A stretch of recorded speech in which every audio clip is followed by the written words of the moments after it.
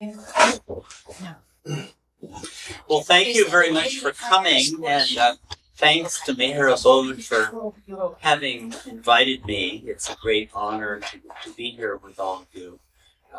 The subject this year being historical and biographical one. I've never done presentations on historical and biographical content before.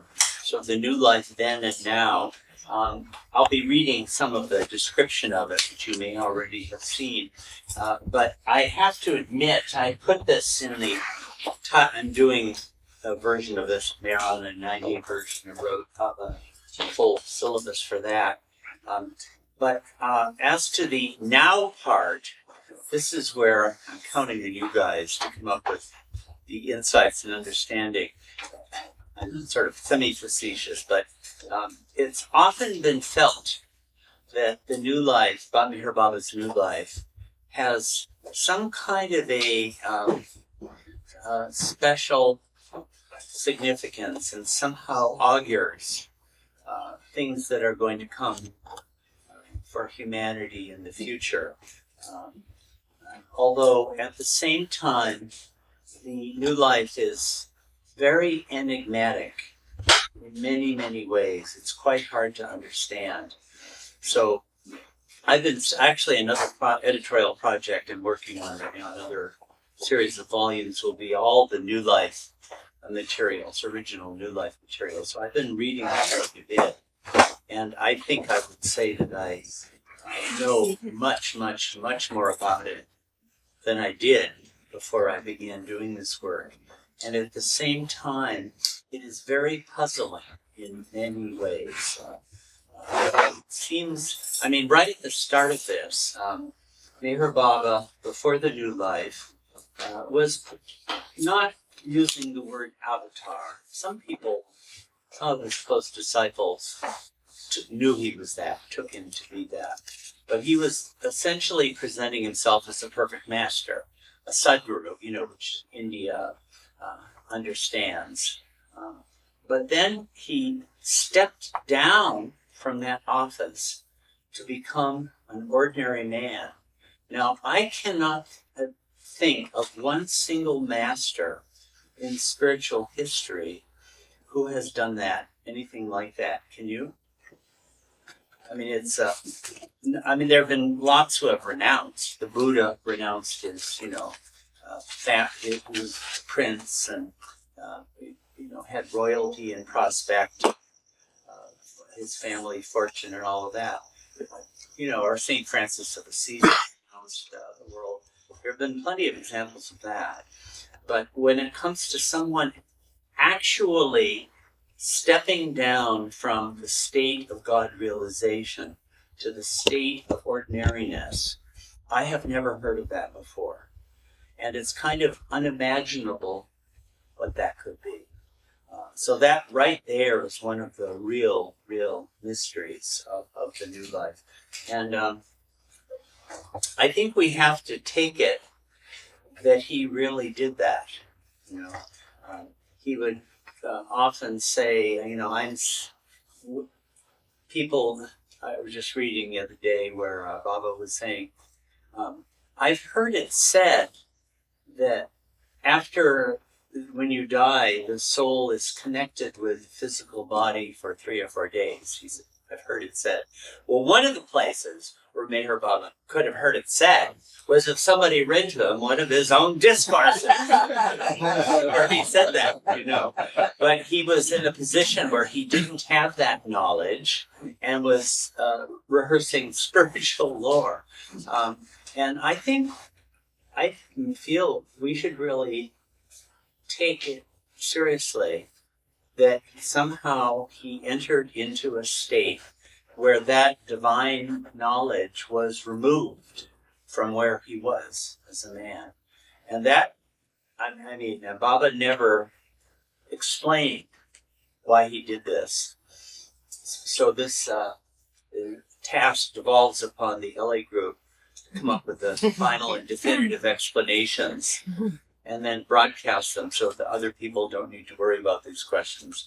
But I mean, I think it seems to me, and I think many Baba lovers would feel this, that in some sense this was a part of his avataric work.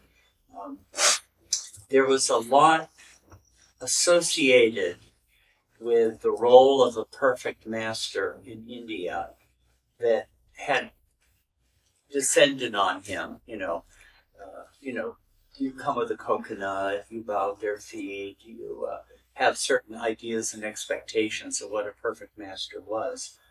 And so Meher Baba had, to a certain extent, operated within that framework. Of course, he never was keen on ritualism or people bowing down at his feet, but he more or less played that role. And it would seem that he wanted to free humanity from some of those ideas of both religion and also spirituality. A lot of the accumulations that had come to pass over thousands and thousands of years. I'm not faulting them, the great masters did these things, but it seems like Meher Baba wanted to do an essential change. And to do that, became an ordinary human being like us. We'll come to this tomorrow, but the prayer of repentance, right? We repent, O God most merciful. Well, do you know when Baba dictated that? Do you happen to know? 1959? 1951. Oh, 51. In Manonash period. When he was right in the very depths of experiencing himself as full of weaknesses, he said so. So when he said, we repent, O God most merciful, it's not as though our divine beloved Father, Meher Baba, compassionately says we, so that we don't feel quite so bad about being pieces of crap, or you may not feel that, but I certainly do. But okay, he sort of understands where I'm at and he's forgiving me. No, he actually was in that state when he dictated that prayer. I mean, that's really a kind of a magnificent thing. So that he could really do this as an ordinary human being. And actually, really and truly and 100% become that. It sure looks like that's part of his avataric work. And to sort of give an overview of the new life. It began on 16th October 1949.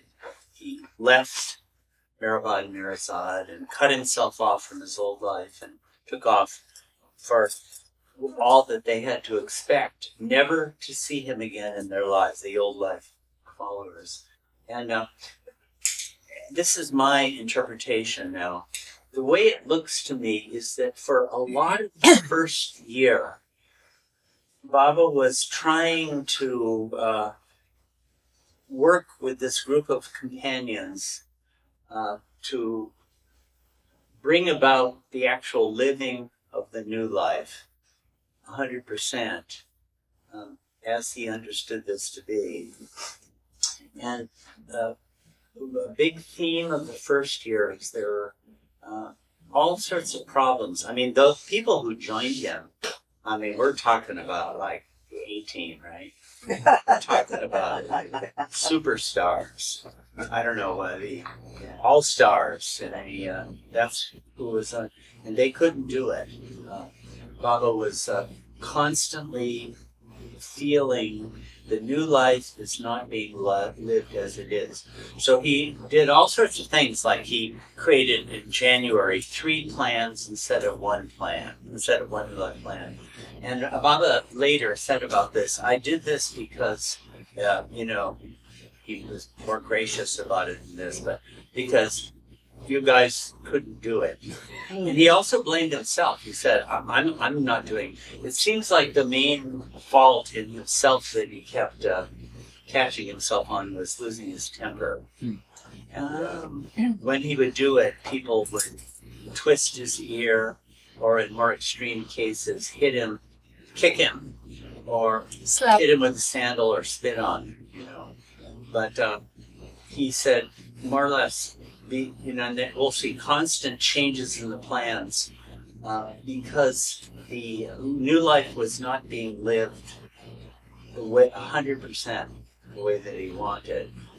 And it looks like to me, come when after the first year, this is my interpretation, a fundamental change in his whole approach started to happen. A lot of the companions had been sent away, were back at home, leading the new life there. And the ones who remained come June 1950, right, began October 1949, became what he called servant companions. And then there was a very big meeting in October 1950, October 16th, the first year anniversary of the new life. There was a major meeting where some old life followers came to Mahabaleshwar, and Baba stepped out of the new life for 4 hours. So that was a big event in the new life. And from that general time onward, again, the way it looks like to me, it seems like Baba began to do it himself. And the people with him were assistants or, helpers. Third-grade helpers like Erish Jaswal, Gustaji, and we're talking, these are some of the greatest souls in the universe, but essentially they helped him. And the real work, it looks like to me, he did himself. And some of those things, when you look at it, what he was doing, obviously no one else could do it. Like in the last part of 1950, Baba went on these tours all over India. He had done this before, working with musts and poor people. He had done that before, but he said the new life will have a completely different significance than before. But, who else is going to work with musts? Does the LA group, you go out and work with musts from time to time, wash their feet and do your universal work with them? Who else could begin to do any of that? And some of his work with poor people was so extraordinary and so special that the others would help him, but then Baba was doing it. And then in 1951, most people are not all that well acquainted with the 100-day seclusion. Are you guys familiar with it? Yeah. No. This was from February 13th for 100 days. And this was one of the most, traumatic of all the seclusions that Meher Baba had undertaken until that time. Then just before the new life, he did what's called the Great Seclusion, before he had announced the new life. We'll come to that presently. But there was 100-day seclusion, and it seems to have been really quite devastating. We just don't know what Baba was doing in these seclusions, but he would be absolutely a wreck at the end of it, exhausted and physically beaten down. Kitty Davy happened to be there at that time. She had never seen him looking like that. And it seems that the 100-day seclusion, this is Mahabaleshwar. I'll show maps later, but do you know where Mahabaleshwar is? It's 150 miles, maybe, more or less south on the past Pune. And it's up in this mountainous area, like it's up on top of a 4,000-foot mountain, maybe. So Baba was working there. And once it was done, Baba had this meeting. There were 2 meetings during the new life where Baba met with old life followers. When he set out on the new life, they had to expect never to see him again. But he wound up having 2 meetings, and here he invited 75. Again, we're talking, sort of like second stringers, like Lama too, right? Or Dr. Abdul Ghani. These are like real seasoned. When I say second stringers, you understand that's facetious. These are like giants, spiritual giants. And Baba had been saying during his 100-day seclusion that he felt that God would move him to take what he called the God-determined step. And Baba did not say what it was, and Baba said that he didn't even know what it was. And once again, I sort of say, well, I have to believe him.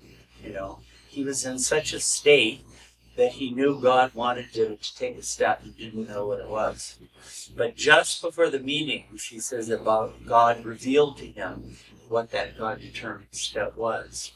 And that was Manonash. Word, I don't know if this is a... Speaking of booming voice. Okay, here we go. I hope that this question of mine is related to what just you narrated, and that was really wonderful. In fact, the parts that you were saying, this is my impression, was really, I made a note of it. So I said my impression. No, I'm joking. During this new life, when I read the new life book, and you just quoted that there are places that Baba says, I will ask God for forgiveness. Yeah. Or I don't know if that's what God wants me to do. So I have to ask him. Or like you said now, another quote for, So the question came up naturally is that who do we know the Meh Baba to be? God in human form. Okay, so the first question that comes up when he actually stepped down from his avatarhood or God realized soul to ordinary consciousness, just to do this work for 2.5 years, then what happened to Meh Baba? Yeah. Okay, and he was very strict about this. Every time, they wanted to treat him as Meher Baba, he would just bring them back. He wouldn't right? tolerate it for one second. My brother said this, my brother Eric said, or, the companions.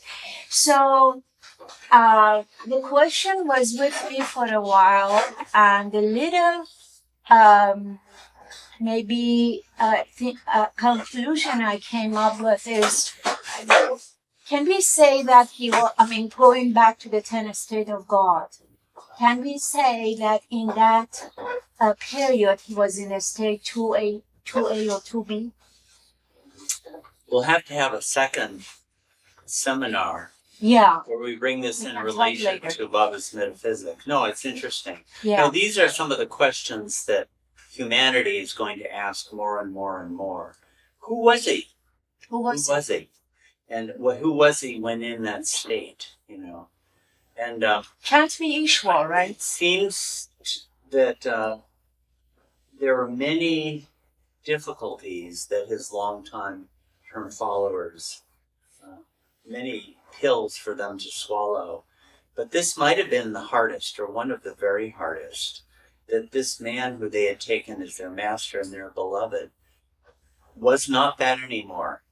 Baba did say, you can take me to be anything you want, avatar, ordinary man, devil, but don't express it. But however, in those contracts that he puts in, my impression was that he wanted a complete obedience.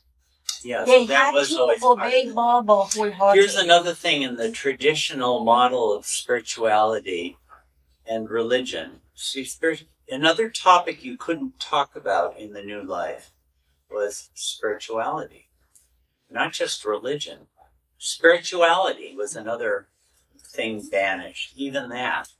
But in traditional spirituality, the master, if you want to use the Baba would use the word slave, guru chela, sheikh murid, or whatever it would be in Islam.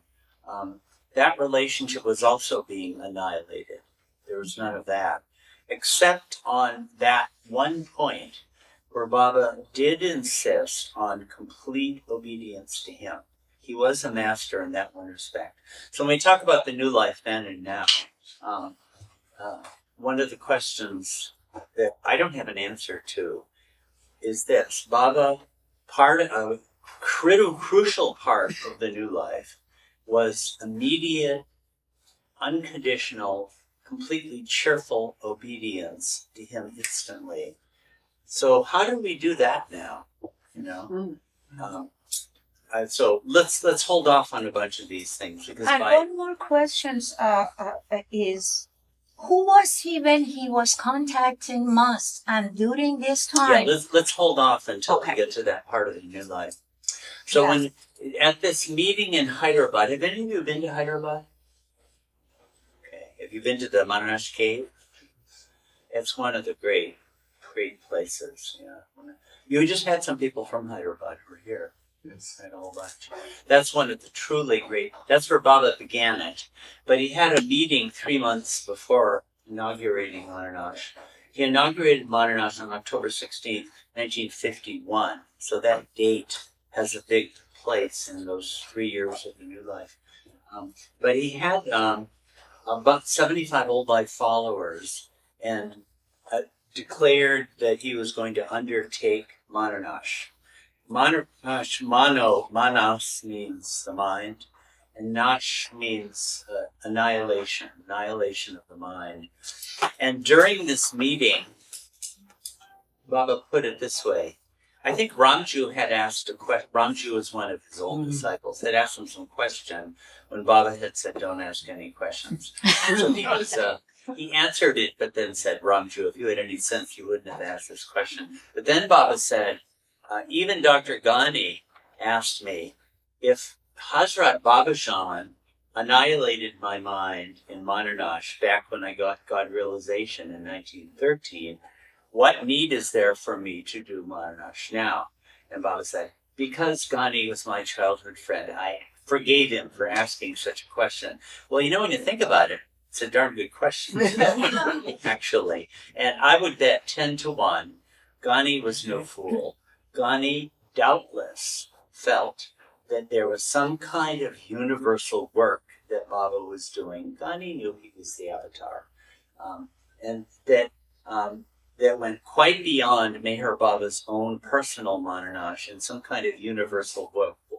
So he was poking Baba to get Baba to speak about this. And Baba wouldn't take the bait. But it's a big question, isn't it? I mean, it seems to me, and in fact, in this, we probably won't be able to read this closely, but I recommend that you do. In this, he gave almost no discourses during the New Life period. He would talk about what the next phase of the New Life would be, or what the rules and conditions of begging are, or what you have to wear, or what we're going to eat. He would talk. There are quotes on that, but almost nothing on spiritual topics. Why not? Because he wasn't God and he didn't know anything, right? But there were 2 exceptions, and one was 1950, that meeting in Mahabaleshwar that I mentioned. Baba stepped out of the old life out of the new life into the old life for 4 hours. And during that time, Baba did give a discourse. It's called Baba's Sermon. Are you aware of Baba's Sermon? Yeah. And it's really one of the great messages for sure. And the other message of this type that I can think of was given at this Hyderabad meeting. And this is what Baba talked about. Quite interesting. Baba talked about mind and the prison house of mind and sanskaras and how you can't escape from them. Okay? If you've read discourses, you'll read about that. But then Baba went into the 3 traditional paths. Are you acquainted with those? The paths of Jnana, Karma, Bhakti. That is to say, the path of knowledge, the path of action, and the path of devotion. This is traditional in Hinduism, and Baba accepted this into his own, I'm using the word darshana for his spiritual philosophy. This was part of his darshana from beginning to end. So he talked about these 3 paths, but when I read it, he said these the great masters recognizing these problems of the mind and the bondage of the mind and the trap, the steel trap that it puts you in, um, chalked out these three great paths for humanity. I like that. So I mean, I take that to be true. I think they're perennial. But then Baba goes over each of them, and it is as pessimistic a review of these three paths as I have ever seen. It's basically all three of them are impossible. And he explains the traps. And when I explain the traps, I sort of say, yeah, I know that. Sort of like you do selfless service, and the next second you're saying, what a good boy am I. How to keep the mind from doing that, It's like, and they're all impossible. Now, Baba never said this, but I'm giving a sort of an interpretive glimpse of the new life as a whole. Take it for what it's worth. But I'm thinking Baba is an ordinary seeker, not God-man, as an ordinary seeker, is looking at the three great paths to God and is saying, it can't be done. They're impossible. For any kind of ordinary human being, and with ordinary human beings, we're talking about Erich and Gustaji and Bajul and Pendu, right? Ordinary in that sense. Can't do it. So I think that as the avatar, although he wasn't admitting it at the time, he said the root problem is the mind, and I have to undertake the annihilation of the mind. And when that was done, the path would open up again. Yeah. I just want to understand the meaning of it. Is Manonash equal with Fana? Yeah, Baba did use that as a synonym. So, Fana, she's saying, yeah. You've heard of Fana and Baka and all that stuff. Yeah. And He the did. first Fana? Huh? Is it the first Fana? I think it would be the first Fana. We have some God Speaks scholars in our midst. That's Fana as opposed to Fanafila. Yeah, I think it would be. And so it looks to me like as the seeker with a capital S, he took on the real task of the annihilation of the mind straight on, head on. You see, I was saying in the second year, Baba was doing the new life himself because nobody else could. Well, tell me, who else could do that? Do you know how to annihilate the mind? I mean, it's sort of like, it's a ridiculous question. Not even knowing how to begin is just absurd to even contemplate it. So, and the Mandali couldn't do it. So it looks to me like Baba himself as the seeker. And another feature of the new life throughout is that Baba would often pray to God for help. By the way, a lot of his prayers were asking God for help in the fulfillment of the new life. They weren't just saying, oh God, I'm full of sin. Please forgive me and help me to love you more and more and more. He didn't say that. He would say, oh God, I'm full of weaknesses, but help me to accomplish such and such by the end of 1950. Like that. These new life goals. So he was asking God's help. But what he was not asking a master for help. There was no master in the picture for him. It was always directly with God absolute. So when we live the new life, this is, an interesting question. What do we take Meher Baba to be in such an enterprise? But he began it, and the Manonash had 3 or 4 phases. It began in this cave in Hyderabad. And if you ever go there, I really recommend go to that cave. They'll take you there. I mean, the group there is well aware of its significance. They have lots of events there. And then he actually had 5 companions at that time. Erich, Gustaji, Pendu, Bajul, and Daulat Singh. Daulat Singh, if you remember him, he was back actually.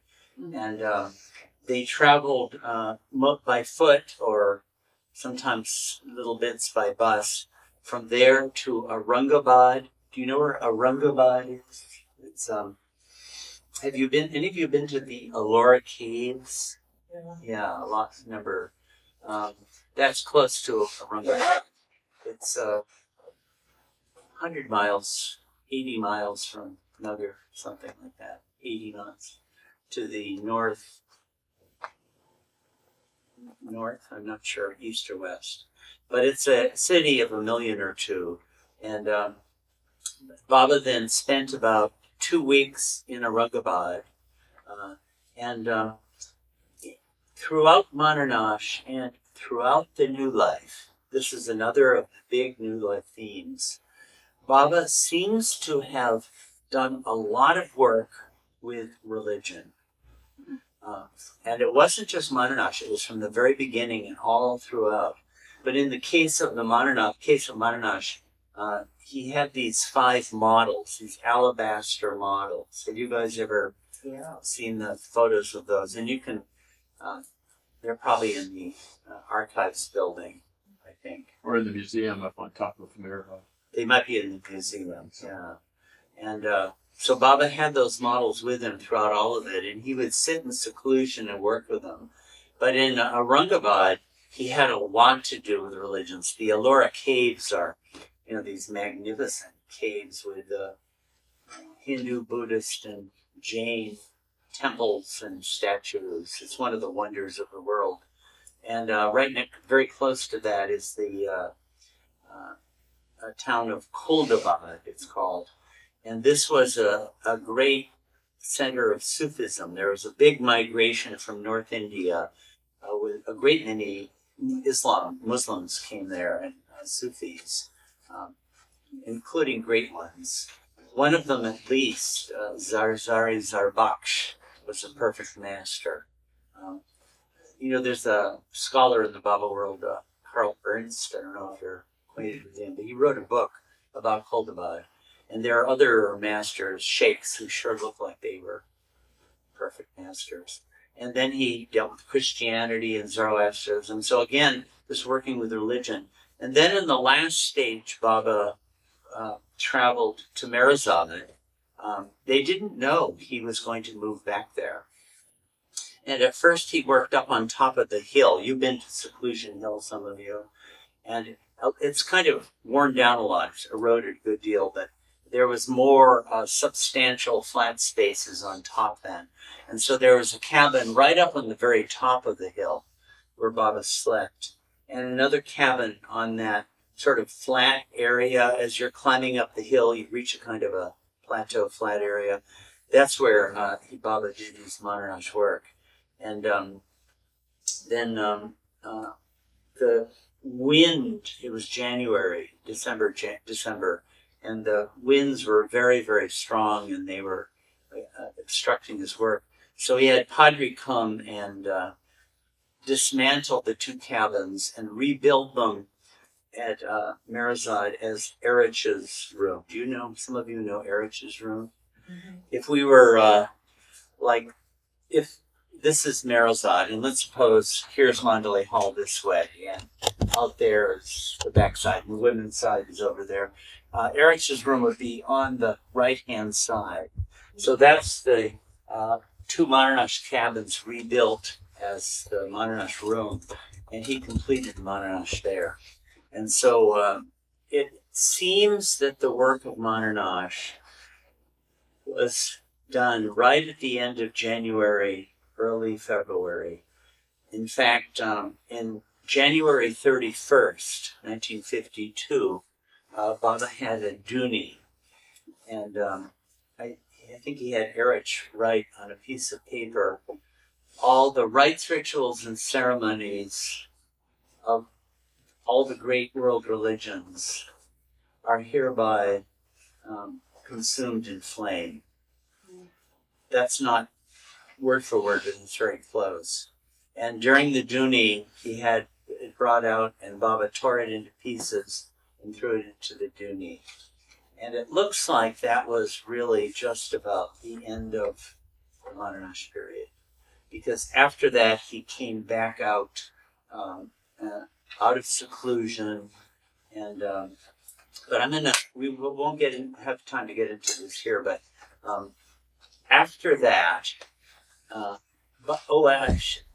during that 1950 October 16th moment when Baba had the gathering in Mahabaleshwar, I mentioned that, where he stepped out of the new life into the old life for 4 hours and gave that sermon, Mir Baba's sermon.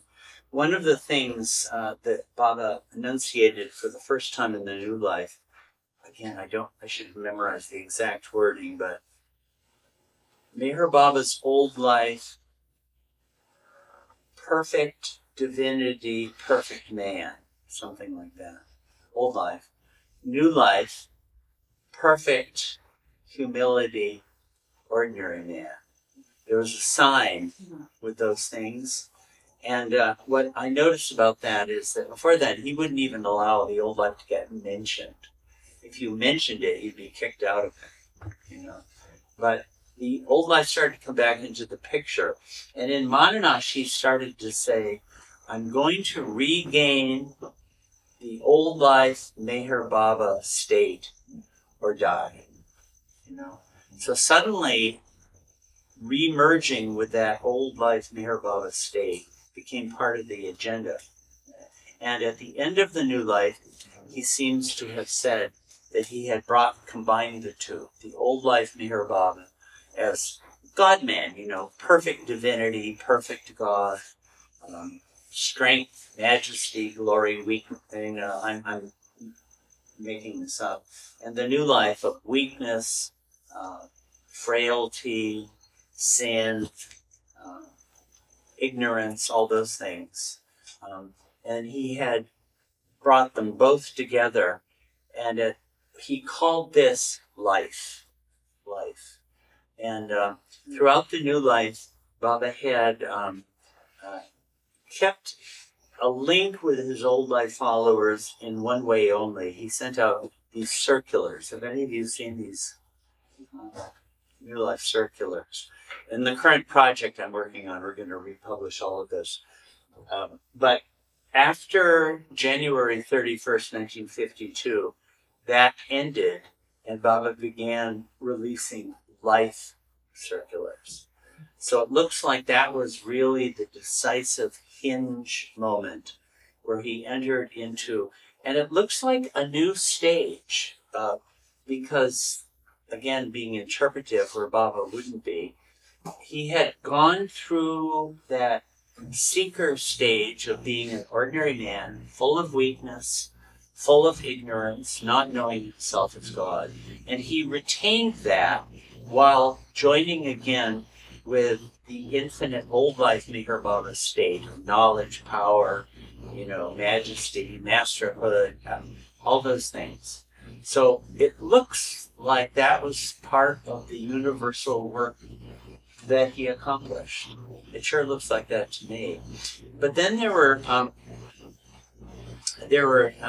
3 life phases, and we won't have time to get into them here. It'd be a worthy topic in another program, but there was the complicated free life, the full free life, and the fiery free life. So I'm really the right man to be disseminating confusion on this topic because I'm a complicated free life baby. If you want to get out of your complications, you'll have to find someone who was born after November 15th in 1952, because that's the fiery free life. But in the complicated free life from March 21st to June 21st, Baba went to America, actually, including out here. And when was he here in 52? No, he didn't get here. He didn't get here in 52, I'm sorry. Because he had the accident. He was planning to come here to Mountain. But he had the accident during that period. So that fits in with complicated free life, don't you think? And then there was a full free life. And then in November, Baba inaugurated the fiery free life. And he started, this is in India, he started giving mass darshans. And it was really from this time that his mass following in India began. Till then, he had followers from lots of different places, but not huge numbers because Baba was, keeping himself incognito most of the time. He would visit mosques and wasn't having darshans. But he started to have these darshans where 5,000, 10,000, 20,000, 50,000, even 100,000 people would come. So now it's not, I haven't seen any statement of Baba's where he said when the fiery tree life ends. If any of you can find that, I'd like to know. But by September of 1953, Baba gave out a message, the highest of the high. Have any of you read that, highest of the high? It's one of the really major messages of Baba's life. And in it, he almost declares himself to be Avatar. It's a very curious message, and then he keeps hedging it. He says, well, if I am the highest of the high, then this. But if I am an ordinary man, then that. And every time he does that, he never says, I am the highest of the high. But when you read it, it's hard to avoid the implication. He seems to be saying he's the highest of the high. So that's getting very close to a declaration of avatarhood. And that declaration finally came in February 1954 in a lovely place for this to happen, up in Hamirpur. Any of you happen to have been to Hamirpur? Yes, and I haven't either. It's a very poor district up in north central India. It's very poor then, especially, where the simple villagers and illiterate, and but they were love mad for Baba in that district. And he had a program overnight where they were singing, bhajans. Those are Hindu devotional songs to God. If you go to Baba meetings in India, a lot of the agenda is usually bhajan singing, or else at the samadhi also, a lot of that's bhajan singing. And it was really, really ecstatic. And finally at 1:30 in the morning, Baba suddenly said, Avatar Meher Baba Ki Jai. And that was the first, he said it himself, and that was the first time he had publicly declared himself to be Avatar. And from then on, he began making these declarations of his avatarhood. So if you look at this whole 5-year suite, Baba is a perfect master, a sadguru, steps down, becomes an ordinary seeker, tries to get a group of companions to live the new life, but they couldn't do it. They weren't up to it. So it looks like in the second year, Baba began doing work within the new life himself, with them as servant companions. He comes to the obstacle that the mind is still there, goes directly through Manonash, annihilates the mind, goes through these complicated full and fiery tree life, and then declares himself to be the avatar of the age. So that sure looks like a meaningful process to me, and it looks like avatar at work. So that's a little overview of the whole thing. So we're going to just cover little bits and pieces over this weekend as we can. But do any of you have any thoughts you want to bring in? And, you can, chime in as we go along. I hope you will. As I say, what the new life is now is a great big question mark. And I would have certain thoughts as others would, but I think here's one indication that, since I'm working for the Avatar Mirror on the Trust, I'll show you this. This is from the Trust Deed, which governs the spiritual training program. The Avatar Mirror of a Trust has a spiritual training program. So instructions of the settler, that would be Meher Baba. This was signed by him in 1959. Subject to the availability of adequate funds, the following objects and purposes be also among the illustrative items, etc., irrespective of caste, religion, creed, race, nationality, color, or sex. For the training of persons according to the life, particularly what was called the new life of Avatar Meher Baba and his companions, exemplifying and practicing at all times renunciation and detachment in the midst of ordinary worldly activities, that is, to be in the world and yet not be of it. So there it is, right as the first item for spiritual training. Back in about 2002, Bao Kalchuri, one of his mandal, many of you will have met him, tried to set up a spiritual training program, and he wanted it founded explicitly on the basis of the new life. So He also wrote a book on it. Huh? He wrote a book on it. Yeah, there's a whole book on it, yeah. And I think there's a lot of work going on right now to try to figure out what that would mean in terms of it. But I think the LA group can really be the leaders on this. And in that respect, what I strongly urge is after lunch, put on your langotis. Tomorrow. There are only 2 bathrooms. You'll have to line up to get your langotis. You know what a langoti is, right?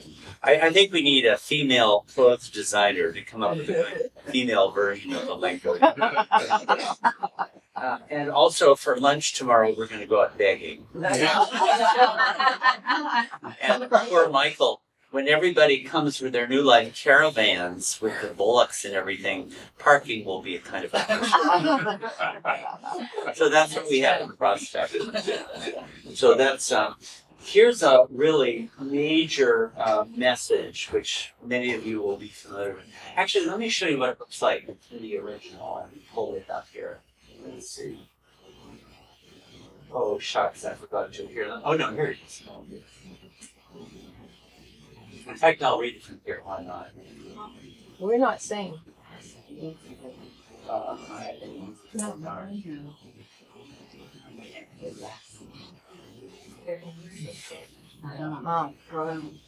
That's the original circular in which it appeared. This was in 1950. This was from Merwan Joshua's. This is what got sent out then. So what it says is, although the new life has emerged from me, I am not at all bound by it. Plans 1, 2, and 3 of the new life, with their 4 phases of labor, begging, gypsy, and langoti. That's what I was referring to, that we're going to be practicing this afternoon as we come dressed in our langotis. Life will function as long as I am physically alive. But this is where the message really begins.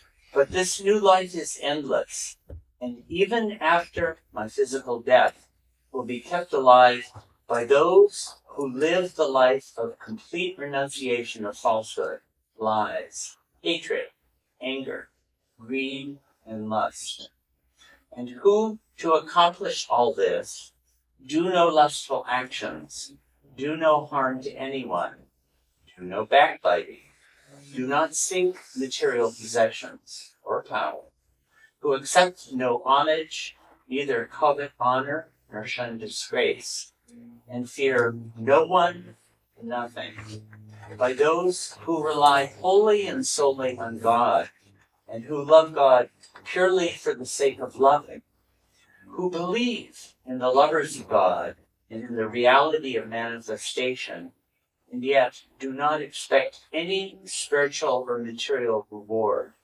who do not let go the hand of truth, and who, without being upset by calamities, let me see, how do I move this up? Here we go. So, here we go. Without being upset by calamities, bravely and wholeheartedly face all hardships with 100% cheerfulness and give no importance to caste, creed, and religious ceremonies. And then one of the greatest sentences of all times. This new life will live by itself eternally, even if there is no one to live. Isn't that it's actually kind of reassuring. When I look at my life, it's like, I'm not doing that. I wish I could. But, it will always be there for those who want it. So this is one of Baba gave this in March 1950, gave out this message. This is from a circular disseminated it. Now, here is, looking at some of the themes of the new life, here's another one. I've always been struck by this. If you read through this, almost every single term in it is negative. Don't do this and don't do that. I don't know, can you find any positive terms in there? There's a little bit. I mean, I guess... Love God purely. For right, the there's sake that of one. loving. Love God purely for the sake of loving. And we can always believe in the lovers of God and the reality of manifestation. I guess we've got that much. Can you enlarge it a little bit? I can't see it well. If it's possible. And then 100% cheerfulness. The hand of truth. I'm having trouble It's getting okay. this to function. Sure. Okay, I guess there's the hand of truth. Yeah. What does it mean to believe in the reality of manifestation? Like, what is it referring to with that? I have to say that is a bit of a puzzle to me, especially at this time. Maybe we could come back to that when we get to the Song of the New Life, which Baba had Ghani write in October 1949. And it's really it's another of the great statements about the new life. And all but the last stanza had been written, and Baba liked it a lot, but he said, I'm somehow afraid that people are going to think of this as an endorsement of like communism or atheism. So actually, I don't know if you know Ghani, but Baba said, you have to write a final stanza. And Baba said, if you don't do it satisfactorily, I'm going to make you do 80 sit-ups. It was world-class lazy. But he did come up with it. Something like this. God exists and true are the prophets. Every moment has its own logic. Wally? And every moment it's Wali. Every age has its something, and every moment it's Wali. For us, however, there is nothing but hopelessness and helplessness. How else can I explain to you what the new life is? So he was saying these things are real. We're not denying the reality of God. And I kind of take that to be this. In other words, yes, I believe in the lovers of God, and whatever manifestation, all that stuff I believe in. But it's not sort of like new life. I'm not counting on getting that or counting on benefiting from that. Something like that. But almost all of this is, you don't expect a big theme. You don't expect spiritual reward either, for heaven's sakes. Almost every, LA, you've got your full share of spiritual groups, I suppose. Oh, yeah. Every kind of thing. And I suspect that New Age has its, honorable representation. And one thing about many of these is you're expecting to get something. Isn't that true? Like if you join, you'll get, this state. And it's sort of like, well, I'm coming. I may not be as, as good as Sonia is, but I'm a lot better than those people out. What's your big street out here? Whatever street. Arlington. I'm better than the people in Arlington. I'm better than them. I'm better than Rosie, who just joined last year. It was like 3 years. There's a tendency to think this way, and measure your progress. That's pretty common. almost universal, I would say. You sort of think about your progress. Well, a big part of the new life is forget about that.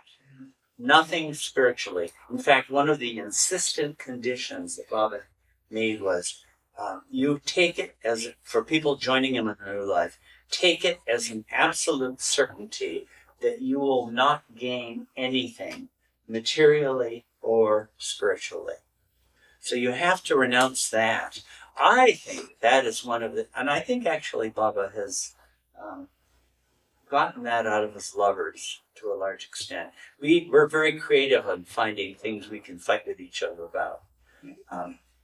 But I don't hear people talk saying, well, you should do what I say because I'm spiritually more advanced than you. Nobody would dare say that. You would be pounded by everyone. So I think he has sort of gotten his lovers to sort of get away from that way of thinking. And that's, I think, a real important part of the new life. But here's another thing about the new life is it's so, on the face of it, completely negative.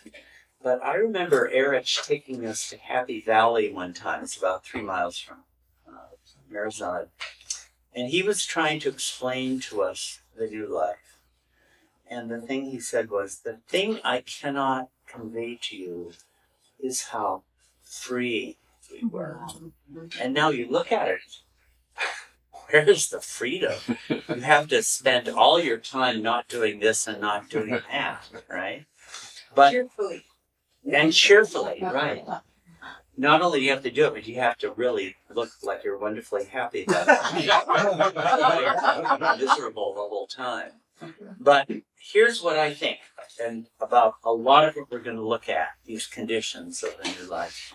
I don't think any of these are actually about the new life. I think what they are is a set of conditions that enable you to live the new life. They're not the new life itself. The new life is what happens if you can do this. And what the new life itself is indescribable.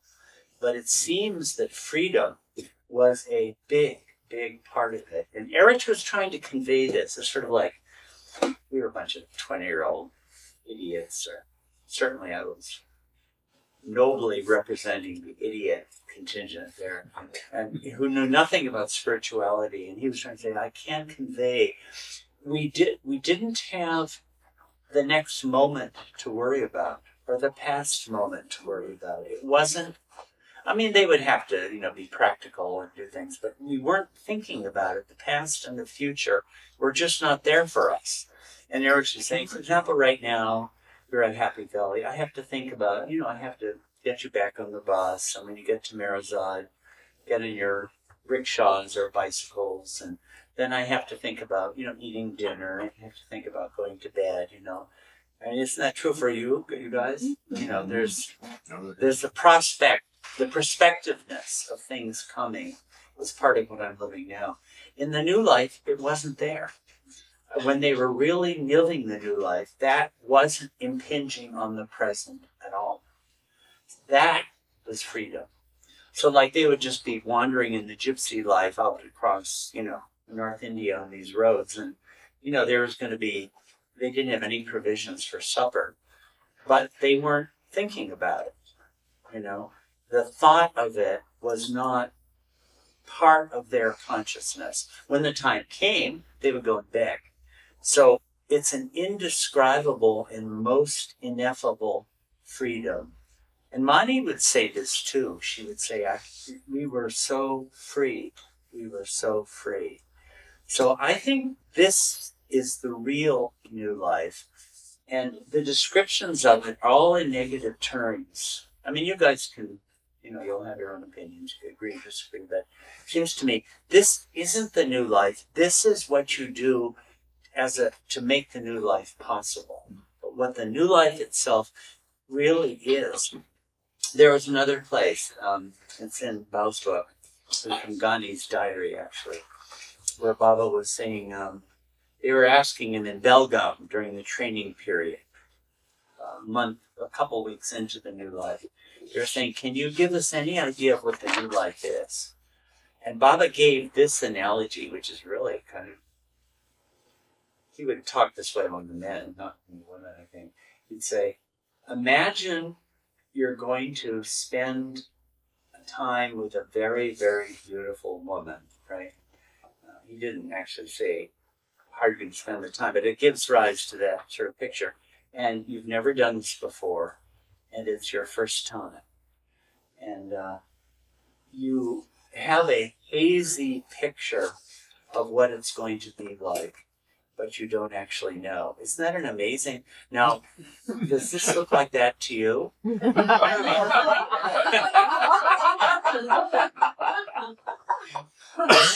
You could say a whole bunch of these are getting violated in that scenario. But you see, the thing is, the real new life was not something bristling with negatives. It was something extraordinarily beautiful and alluring and attractive, if you could know what it really is. So I think that is what Baba was trying to bequeath to humanity. But it's impossible to talk about it directly because we don't have words or language for doing so. Yeah. You know, it seems just my thing that life of helplessness and hopelessness, Yeah. that's freeing in a way. Yeah. Because we all think, oh, we need to take control and we need to do this and we need to have that. And it's like, I'm helpless and hopeless and I can only rely on God. Right. And It's free. It is free. It is free. It really does seem free. Yeah. And like, if you look at becoming helpless and hopeless, here in the West they'd say, oh, is that, well, I've got a good psychologist for you. You're obviously suffering from depression. So this is a good question. Why does the new life mean depression? No. Not at all. Because of what you're saying. You're freeing from hope. What is the hope? Hope is waiting for something in the future. But in the new life, you're not in the future. Help is expecting something, power, somebody else exercising power to help me from where I'm not now. But in the new life, I'm right here now. So you actually are helpless. It completely changes the meaning of those things. Once again, that's not traditional religion or traditional spirituality. Okay, if you got to where the real master, like a St. Francis, where they really were, they were actually there. But that wasn't the descriptions they gave. You know, like in Christianity, hope. You know, have hope. Right. Yeah. Another phrase that came up early in the new life during the training period was the enjoyment of suffering. And if you were with your psychologist, you'd say, first I've got to work on the hopelessness and helplessness thing, and then you're obviously suffering from masochism. Right. Well, it's not. Yeah. But, I mean, I've actually thought a lot about that. And me at my absolute best, where suffering is concerned, I might be able to put up with it. I might be able to put up for a little while. It doesn't go on too long. That's top of the line. But this is completely beyond the enjoyment of suffering. Now, who could do that? Who could enjoy suffering? But I will bet if you could actually welcome it and embrace it and not want it to go, not expect it to go. Could we say some of the monks still are doing that? I think the great practitioners of all the paths have always done that. Brings to mind, Huh? brings to mind St. Francis, what's true joy? Right. Yeah. Yeah, he said, what was perfect joy or perfect happiness? And he's with, who was he with? He was with somebody. His, Leo? whoever the closest companion was. Might have been Leo. Yeah. And he said, if we, I forget, he has a whole bunch of things. If we, don't get any supper tonight. If we show up outside the monastery, that's our own Yeah. house, that we live with the other monks, and Yeah. they don't recognize us, and there's snow on the ground. And even that is not perfect When they joy. come outside and beat us with Beat us. sticks and That's drive perfect. us away. Right. Yeah. Right. Stuff like that. That's, yeah. That sounds like the enjoyment of suffering. So the great ones have always known this, right? I suppose it's there in renunciation. But But if you could truly enjoy suffering, I mean, it's like to break Baba's rule about talking about spiritual being. I think you would be on a real fast track to realization.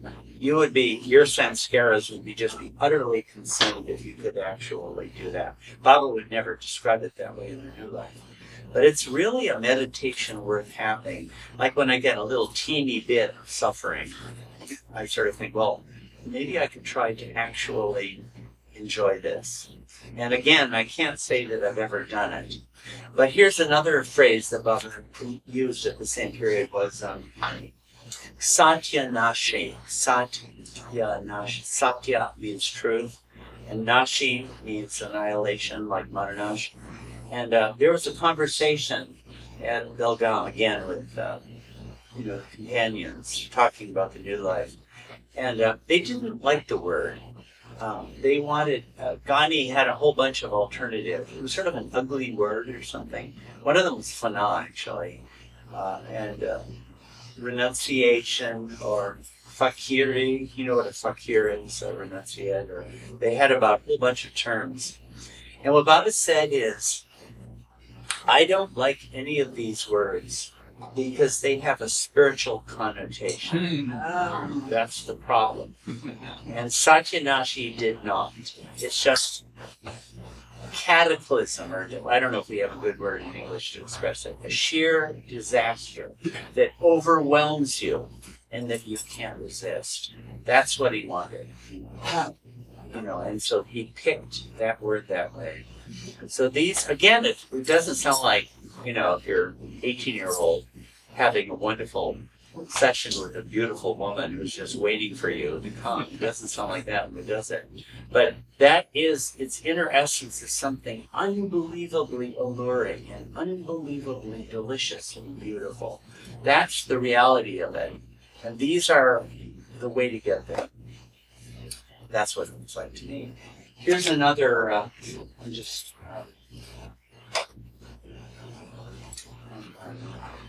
got to do for some reason. My mouse is, I guess, dazzled by the concept of new life.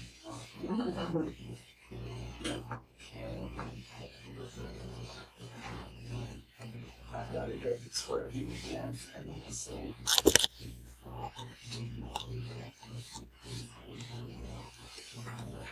Yeah, here's another, okay,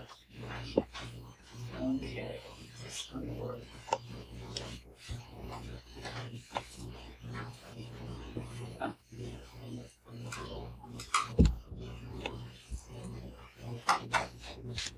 Okay, here's another message. This is a prayer Baba gave in the bell gown. And this is the translation Eric gave, but I want to read you what it really means. They would recite this every day. It went on for a while. Today has passed as it had to pass. Yesterday passed off somehow. And who cares for the future? For tomorrow too will pass. Okay, the action. Yeah, so past, present, and the present too. Because we don't experience the real present. We experience, a present that's kind of extended between the past and the future. It's actually, the English translation, Hindi is much better. Let me show you. It's kind of funny. It's sort of hard to explain it. Okay, here it is. This is Gandhi who recorded this. Gandhi, who's the New Life diarist, what he wrote was, Old life guzari kaisi kaisi, Arj bhi guzari jaisi vaisi, Kal ke guzarne ki aisi taisi. Any of you know the language? Hindi? It's like ridiculous, right? How would you, old life guzari kaisi kaisi? So it means old life is basically talking about old life. Guzari kaise kaise means how did I pass my old life? You don't know. Right. Okay. Yeah. Aj bhi guzari jaisi vaisi.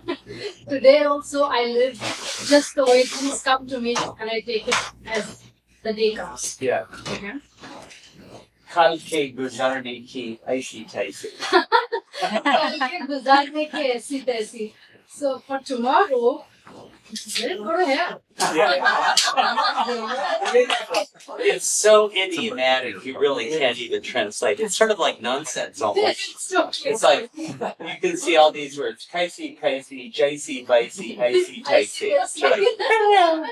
The old life, today, you know, it's sort of like nonsense. It's rather funny, actually. So this was the attempt we did. Literally, the old life passed away. How? In this way and that. Today too passed away, and this is untranslatable. Of such a sort in which manner? You know, it doesn't mean anything, right? Right. And as for tomorrow, it will be this or that. I don't care. I don't care. So it's kind of irreproducible. Old life guzari kaisi kaisi, ajbi guzari jaisi vaisi, talke guzarne ki aisi taisi. It's really, really charming. It doesn't mean anything, hardly, you know, but it does mean a lot. It's like we have nothing to do with the past, the present, or the future. Being carefree. We're carefree, yeah. They were actually completely carefree. At the same time, they had to be infinitely vigilant with every single instant that they were living in their life. But in the middle of that, there was total carefreeness. So I really like this prayer. When you read it in this, it's Hindi pretty well, right? This is such a charming little thing. It's sort of like, our avatar is like the most irresponsible guy. And he wasn't avatar yet. He was just. Yeah. Is this in your new book? Where's this? Actually, you can all stampede into the bookstore, and you'll find it right here. Are you acquainted with this book? Yes. Tales of the New Tales from the New Life. Yeah. This is the new edition of it. Oh, so Yeah. is there a change in the context? Or No, just it's the basically, although like this is a footnote, some footnotes yeah. were added, but no, the content wasn't altered. But there's like a new introduction and a new glossary and other things like that. So you can get it right here. I think passed it on to Tim last year. Now I would really love his nine months of work anyway, but it refuses to.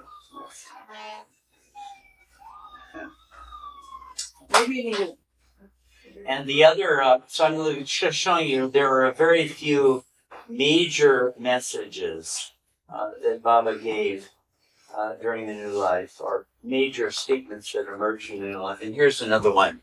This is the Song of the New Life. And this is the original, actually. It was printed up in 1949. Ghani wrote it at Belgaum in October 1949. And Baba had 1,000 copies printed up. And so here it is. This is Ghani's own translation. And here it is. You know, sometimes the old word is kind of good for Hindustani, that's what they would say, which is sort of Hindi with a lot of Urdu mixed in. So this is actually what Ghani wrote. It's quite a masterpiece. I'm always, and in this we printed up this rendering of the New Life song, both in Hindi, Hindustani, and in English.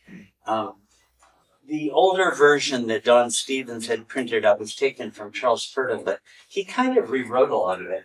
Let me just show you one little thing, not to disparage Charles Furtick, great man, but he had this stanza. The 8th stanza here. Even if the heavens fall, do not let go the hand of truth. Let despair and disappointment ravage and destroy the garden of your life. You beautify it once again by the seedlings of contentment and self-sufficiency.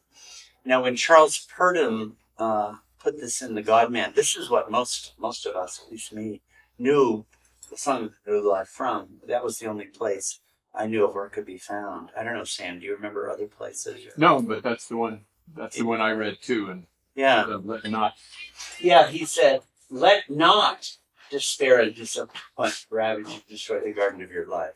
In other words, Purdom said, no, you can't let it. You don't let it happen. But the new life is, yes, let it happen. Let complete devastation occurs. You know, ticey or jicey bicey, you know, let it all go. But then this is quite a positive line. You beautify it again by the sequence of content and self-sufficiency. So this is one of the great statements of the new life. Okay, so I want to jump back to the very beginning of the new life. Lord? By, Can I make a comment? yeah, I can. yeah, go ahead.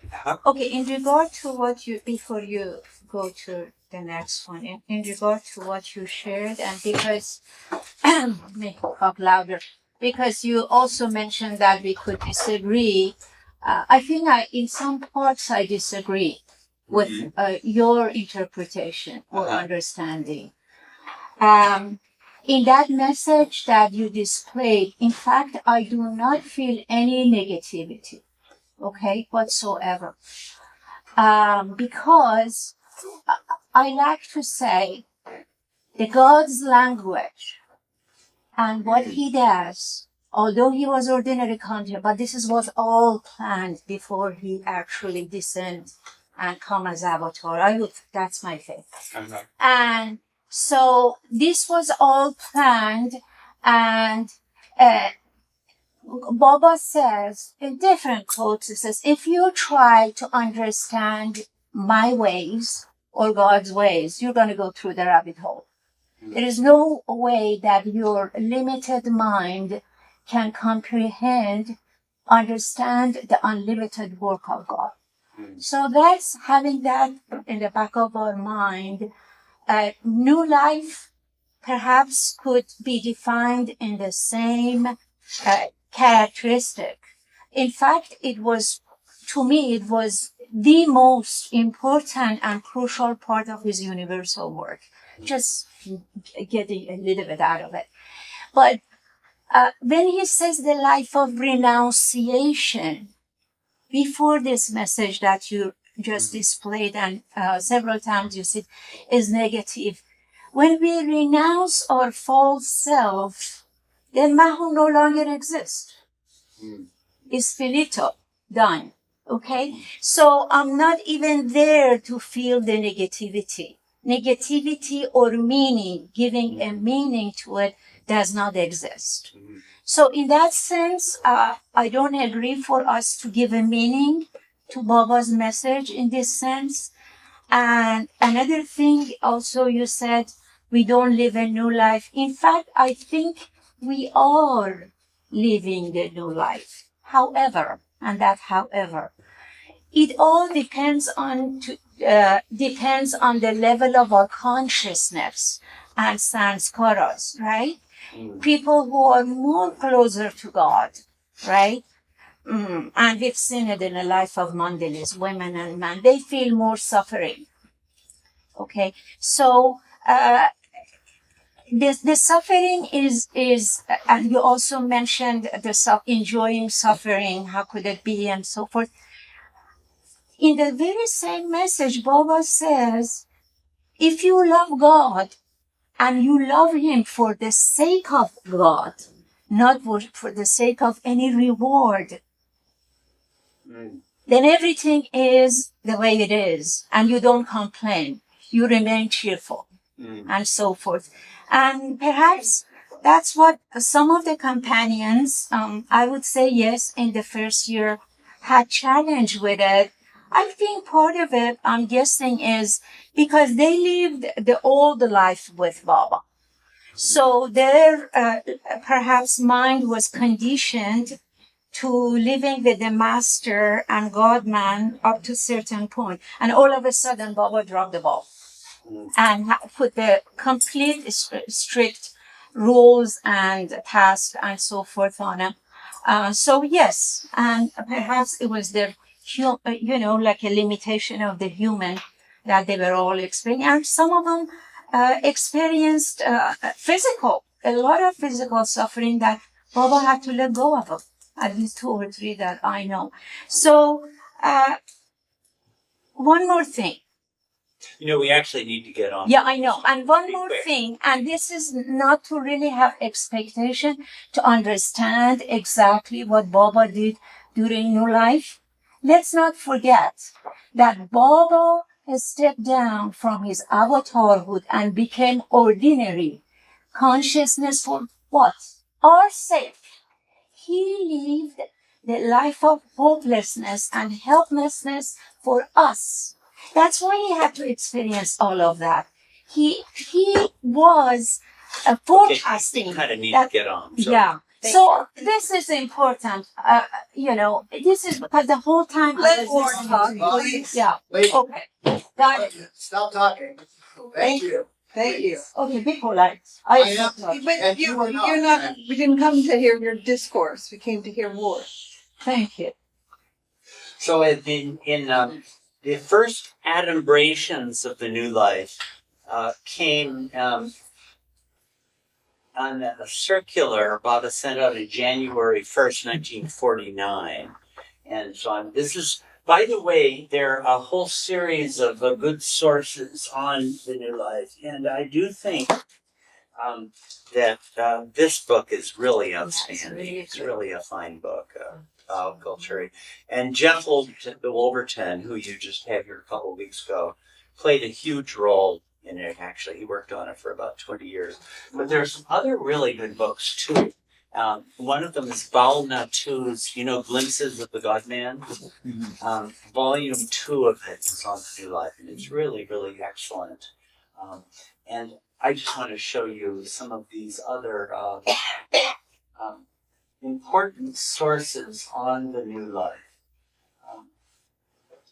One of them is this.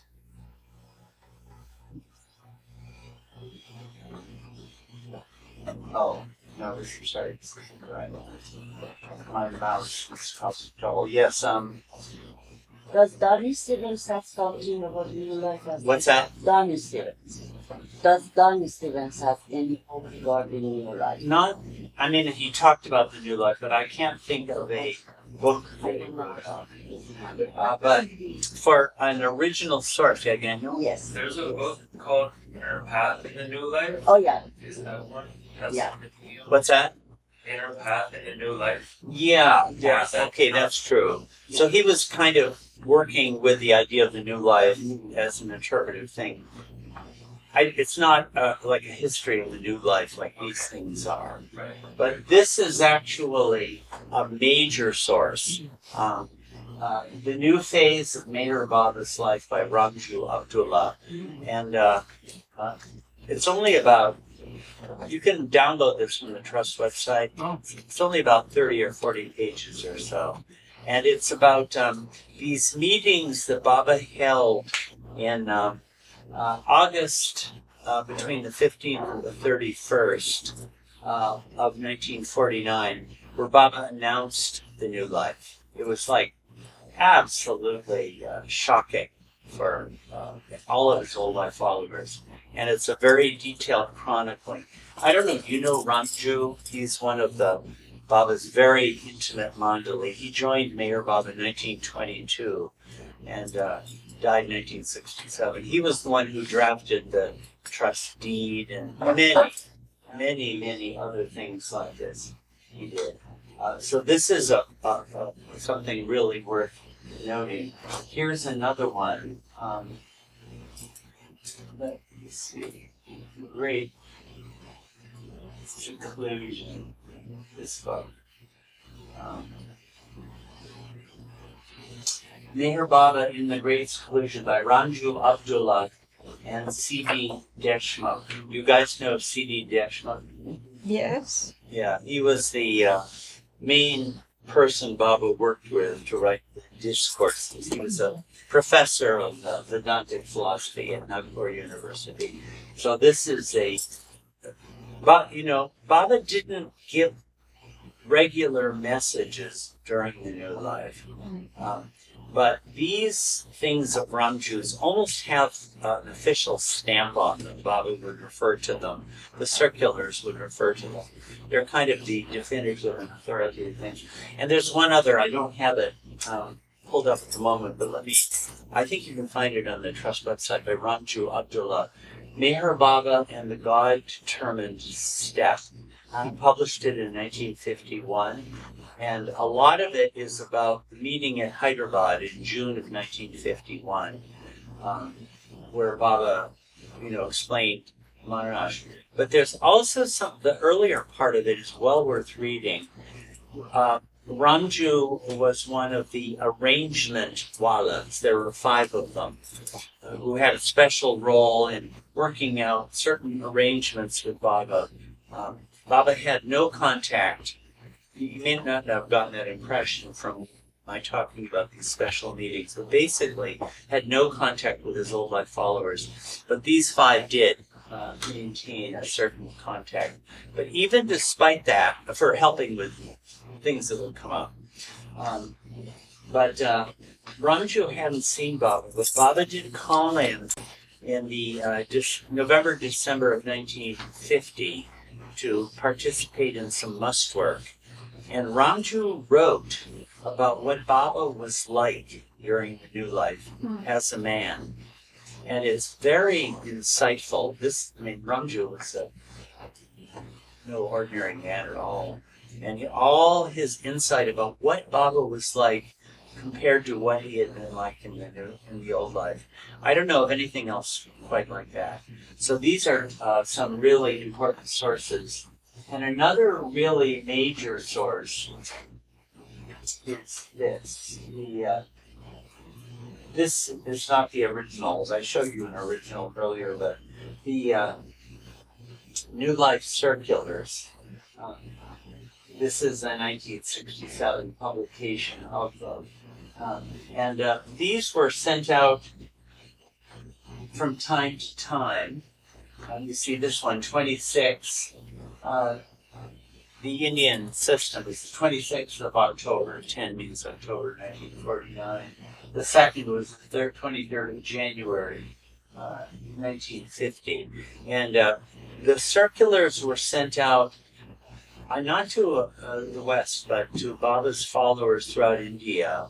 And this was the only link between Meher Baba and his following over this whole period. And so they're very significant. We're going to be republishing all of them in critical editions when we can get to work on this. And they're real a potpourri of every kind of thing.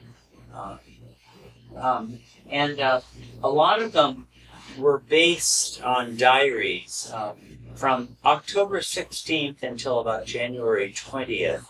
Dr. Ghani was the official diarist, and he kept I have that diary, and I've done an edition of it, so that will get published when we can get to it. And it's quite full and copious about the early months. But then in January of 1950, Ghani and 3 others joined Plan 1C, it's called, and left residence with Baba and went home to live the new life in their home place. And the diary was taken over by Dr. Nilu. You know Dr. Nilu? Are you familiar with that name? One of Baba's intimate mandali. Dr. Nilu was with Baba in his second automobile accident in Satara, and he was killed in that accident, actually. But his diaries are very copious also. But then on May 1st, 1950, Baba ended the keeping of diaries. And actually, from that time on, our information becomes much scantier. about the new life. Although we do know about certain moments and certain phases. Some of it depends on books like Tales from the New Life or other things. But we don't have the kind of day-to-day diary so much as we do for the earlier period. So these are some of the big sources on the new life. But I tend to think that Bao's new life book is, I'll just say it's very excellent. It's very full. Jeff Wolverton spent 20 years checking up on all the details and getting in lots of new material that he could find and put in maps, and it's very nicely written. I think it's a really excellent book. But in 1949, Baba was saying all this stuff that would seem to indicate big changes were going to happen that year. So there's going to be a personal disaster. Baba said, I'm sick of taking care of things. All these various statements, but no one knew what it meant until in June of 1949, Baba embarked on this thing, the Great Seclusion. Actually, I'll show you from Bob's book, because the Shish has some photos of it. You know the blue bus? Do you guys know the blue bus? If you've been to Marizal, it's very prominent. It's right in the men's side. There, and at lunch, I'm going to start my computer and having all this trouble, so nothing over to my nose. Let's see, where's the photo? What does that say? You from Ashmani? Okay. Yeah, there it is. That's where he had this seclusion.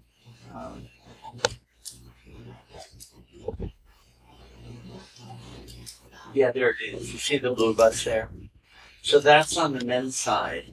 You know, the blue bus had been used 8 or 9 years before for Baba's tours all around India that he did with a lot of his Westerners, especially the Western women and Indian women too, and a few men. But then it had been put on a foundation, and that's fine. And Baba had a big meeting right before it, where Baba had a number of his mandali read out from some of these sacred scriptures. In fact, this is narrated right here. Let's see.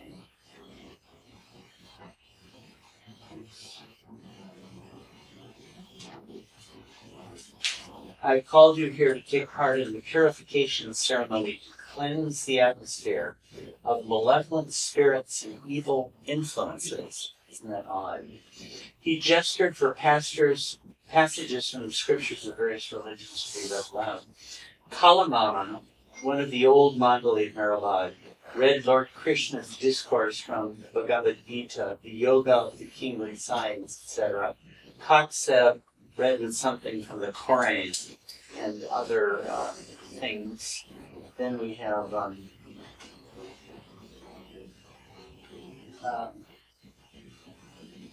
I don't know if you know Kakseb. He was one of the old Mandali and a very fine poet. Donkin read from the Sermon of the Mount, and Kaikabad read some Zoroastrian things. And I think Deshmukh did a kirtan in the life of Shankaracharya. And then 3 weeks into the Great Seclusion, Baba did this again, had these 4 reading passages. Okay, this was something that went on happening throughout the new life on certain occasions. Very important events. Baba had sounds like a ceremonial dimension to it. But it would be reading things like this. Or in the one, the event they had on July 11th to 13th, about 3 weeks after this. I think Duncan read from the Little Flowers of St. Francis. I don't know if you know that book. It's a lovely book. And The Cloud of Unknowing. It's another work of Christian mysticism. And Shankaracharya's commentary on the Barhadaramika. I'm forgetting one of his great commentaries, things like that. And Baba would have readings from the highest spiritual literature, and it would take it very seriously. It looks to me like working with the religions from start to end was a huge part of the new life. Absolutely pivotal to what he was doing. So then Baba went into this seclusion, and this looked like the most significant seclusion he had had. Yeah, here you can see Baba. This is part of that same event. I think that's Kalamama reading of, maybe from the Gita. Baba had often had things read from the Gita. But then he had these, this intense seclusion. Hardly anyone was there at Mirazad still. Kakabarya would tend to his needs. 3 other men were there who never got to see Baba the whole time. Jal Karawala kept a diary, so we have a very full diary. So Baba was really fasting for much of the time. But this is one of the most curious things that Baba said. It was really from January 1st, July 1st to July 9th that the most intense work was done. And look at what Baba had to say about it. Thoughts of God come, thoughts of Maya come. Good thoughts come, bad thoughts come. Pleasant thoughts come, unpleasant thoughts come. Sacred thoughts come, unclean thoughts come. Thoughts about my men Mandali and women Mandali come. Thoughts about the world come. Thoughts about the entire universe come. But there is no fixed time for the work proper. It may be for half an hour, 1 hour, or 2 hours a day, and some days none. So what is the work proper? What on earth was that? But it sure sounds like he's working in the domain of thoughts. It's thoughts pouring in on him and it's having to deal with it. And Baba said, God alone knows what I went through during this time. There was a period where Baba took a break and went to Pune and worked with musts. All of this is very interesting. But then he came back to Mirazad and had another event. I'm having this trouble with my computer. Sorry. Yeah. It had a program where he called the people, a bunch of his local followers to be with him, and gave this message. Sorry.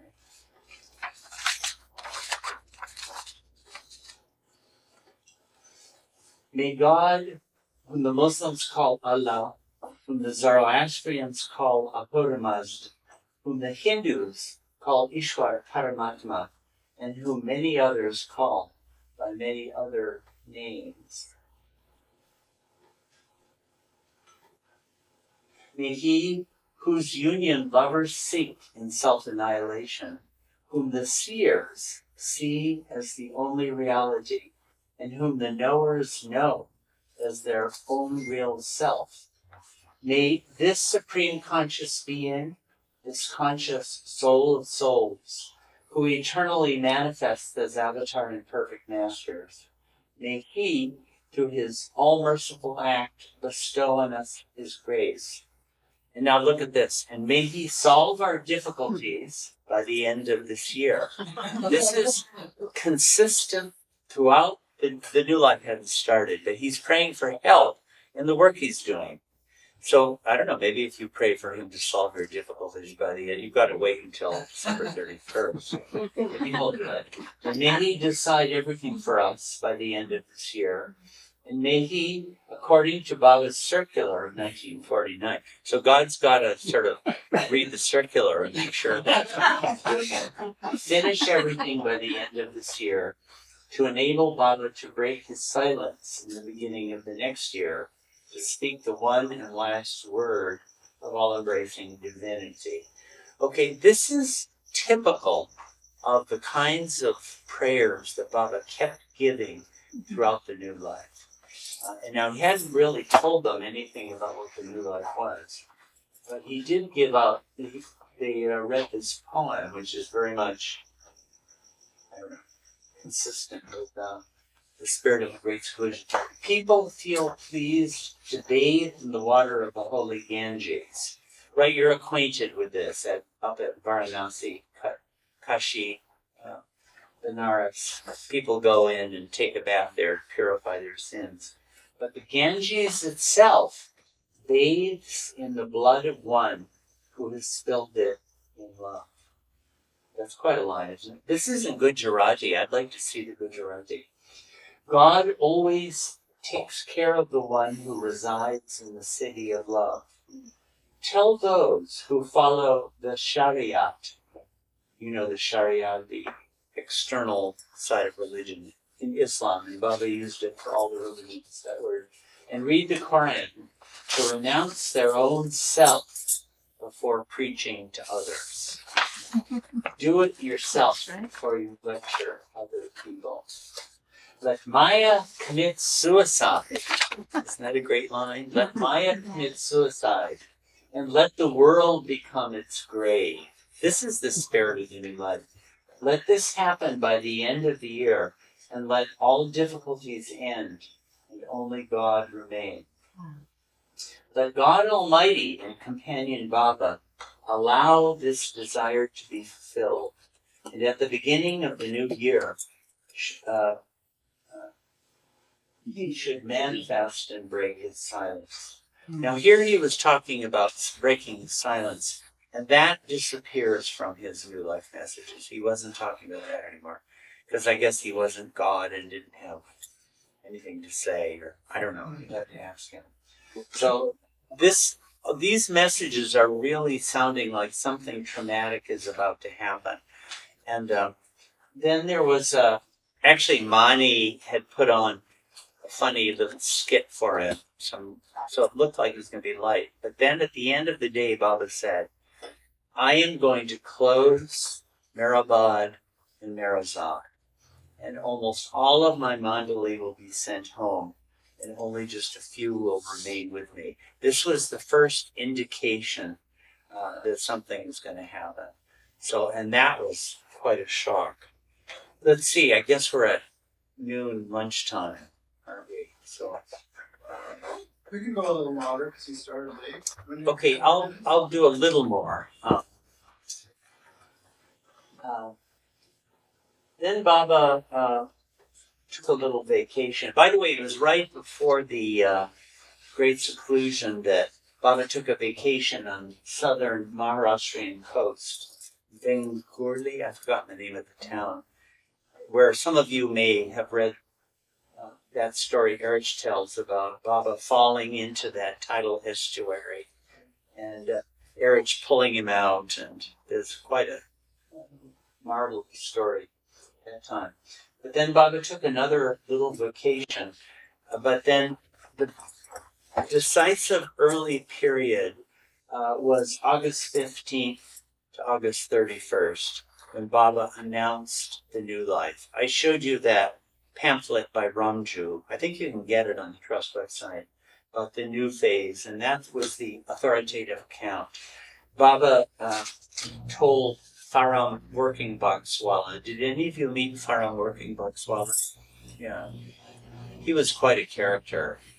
Only God could dream up a character like that, I can tell you. But he was an unbelievably hard worker, and Baba told him, stick to me like glue and write down everything that you see, everything that I say. So that's where the information that this comes from. So Baba had everybody, had about 35 people invited to this session at Marazai. And in the first of them, he really set off the bombshells. He didn't really explain what the new life was going to be yet, but he did say, Marabad and Marazai I'm going to get rid of completely. I have nothing more to do with them. I'm going to go, and you have to expect never to see me again. Now, these were people who he was totally at the center of their life, and it was a complete shocker.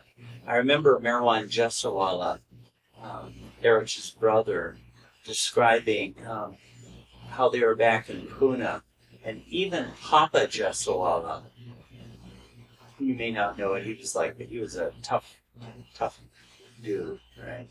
Was absolutely shocked. They were a stunned state. And Papa Jesawala, Manu, one of his daughters, said something that set him, and he gave her a big slap. And he had never done that in his whole life. And he went into his room and he was like, what's wrong with me? I've never done this in my whole life, you know. Even he was completely stunned.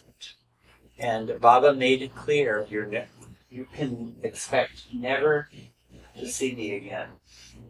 So, and he kept warning them, look, you may think that I'm going to just say this and you'll wind up getting excuses and no, it's not going to happen this time. I really mean everything that I say. So he says, listen and pay attention. If you read through all of it, you can see that it's really, really tough. I'm going to tell you, whatever is going to be discussed here during these days, the decisions will be made known to all, plainly, exactly, and truthfully. Here's another characteristic of the new life. It was totally out in the open. Nothing was going to be concealed from anyone. Later on in the new life, there were these kind of complicated episodes with Ghani and Sadashev Patel, where they were expecting to get a lot of money from Baba for various reasons. It sounds like dirty linen. Well, did Baba hide it? No, he sent out circulars telling everybody about it. So nothing was hidden at all. Papa Jesawala sent a note to Baba about family matters, and Baba said, read it out in front of everybody. Ali, he was Ali Akbar in these days, started to talk to Baba in Persian about some personal matter, and Baba said, say it in Hindi so that everybody can understand. So this is another feature of new life, complete openness and complete transparency. If you read the circulars, a lot of them are financial accounts, you know. We received this much money, and here's a big list of everything we spent it on, right? So, no, you know, because money is always a problem, you know, people want to steal money or dishonest, and Baba was not going to tolerate any of that. So he says here, I will be absolutely helpless in the true and literal sense of the word on account of some personal disaster to me. And before that happens, after October 1st, I wish to make whatever arrangements are possible for the Mandalay within the limited means at our disposal. Thereafter, I will have to stop, and I shall stop attending to the material affairs of anyone. So one of the things he was doing at these meetings was, okay, I'm going to sell all my property, all the women Mandalay, you know, Mara and Mani and all the rest of them, had to sell off all their stuff at Mirza. They had all this, you know, kitchen, nice pots, and they would say, oh, we'll never get another knife like this one, or all this. They had to sell everything. With it, Baba would spend money to attend to people who were dependent on him. And it turned out he had a small allowance for people accompanying him. 1,000 rupees in case they got kicked out and he had to go home. Basically, actually, Sarosh, who was one of Baba's disciples, and he was the mayor of Ahmednagar at the time. He said, "Okay, I will offer to support all of the companions during the new life." Very noble offer. Baba said, "I appreciate the spirit. You haven't understood the new life. Well, in this new life, we're not going to be provided for. We're going to really have nothing, helpless and hopeless." And basically, that was the state of the new life. No provision. I mean, they did have certain funds which they would use, like to feed the animals, or for certain things, funds came up. But basically, they were penniless for the most part. So a lot of this first meeting was to arrange for all of that. And then Baba's, just a few of these minutes. This is in the spirit of new life. Baba says, "I am becoming gut hardened, nafat, callous, and naked, penniless." And on the next page he says, "Remember the proverb, Just tell me. Nangi Kudabi Gartahai, even God is afraid of the naked." There was a moment in this, Naraman, Merji, and Sorosh, three of his disciples, wound up buying the Marabad and Marazad properties. That's the only reason we have it. Oh. And Baba made it clear, if you want to sell it, cash out on it, that's up to you, go ahead. If they had done it, we wouldn't have those places. The only place Baba did keep in his name was what's known as Samadhi, that one piece of property he kept. I actually think the center was in his name in Myrtle Beach, as a matter of fact. I think they said that. But all of that money was used to provide for the people who had lived with him all those years. And there was an episode where Baba praised Allah. I don't know if any of you meet Allah. How many of you met Allah? Yeah. He was quite a character. He was like love mad. And Baba praised him, which was a mistake. And Allah was so overpowered that when no one was looking, he bent down and touched Baba's feet. And Baba, I don't know if you know Allah, he was the one to do things like that. And Baba the mood changed completely. And Baba was really upset. And Baba had him stand up. And Baba bent down and touched Allaba's feet. And Allaba screamed and jumped up into the air and was going to come crashing down. And Baba helped catch him. And Baba's arm was in a sling for a whole week. And later on, Baba said to Allaba, you have to do what I say. If I were to order you to spit on me, you have to do it. And Allaba said, "That's a question of completely going to pieces." And Baba said, "No, it's simply a question of obeying my orders. That's all." So he was one of the ones who went actually on the new life and had, it was really hard. They would have to kick Baba and spit on him. And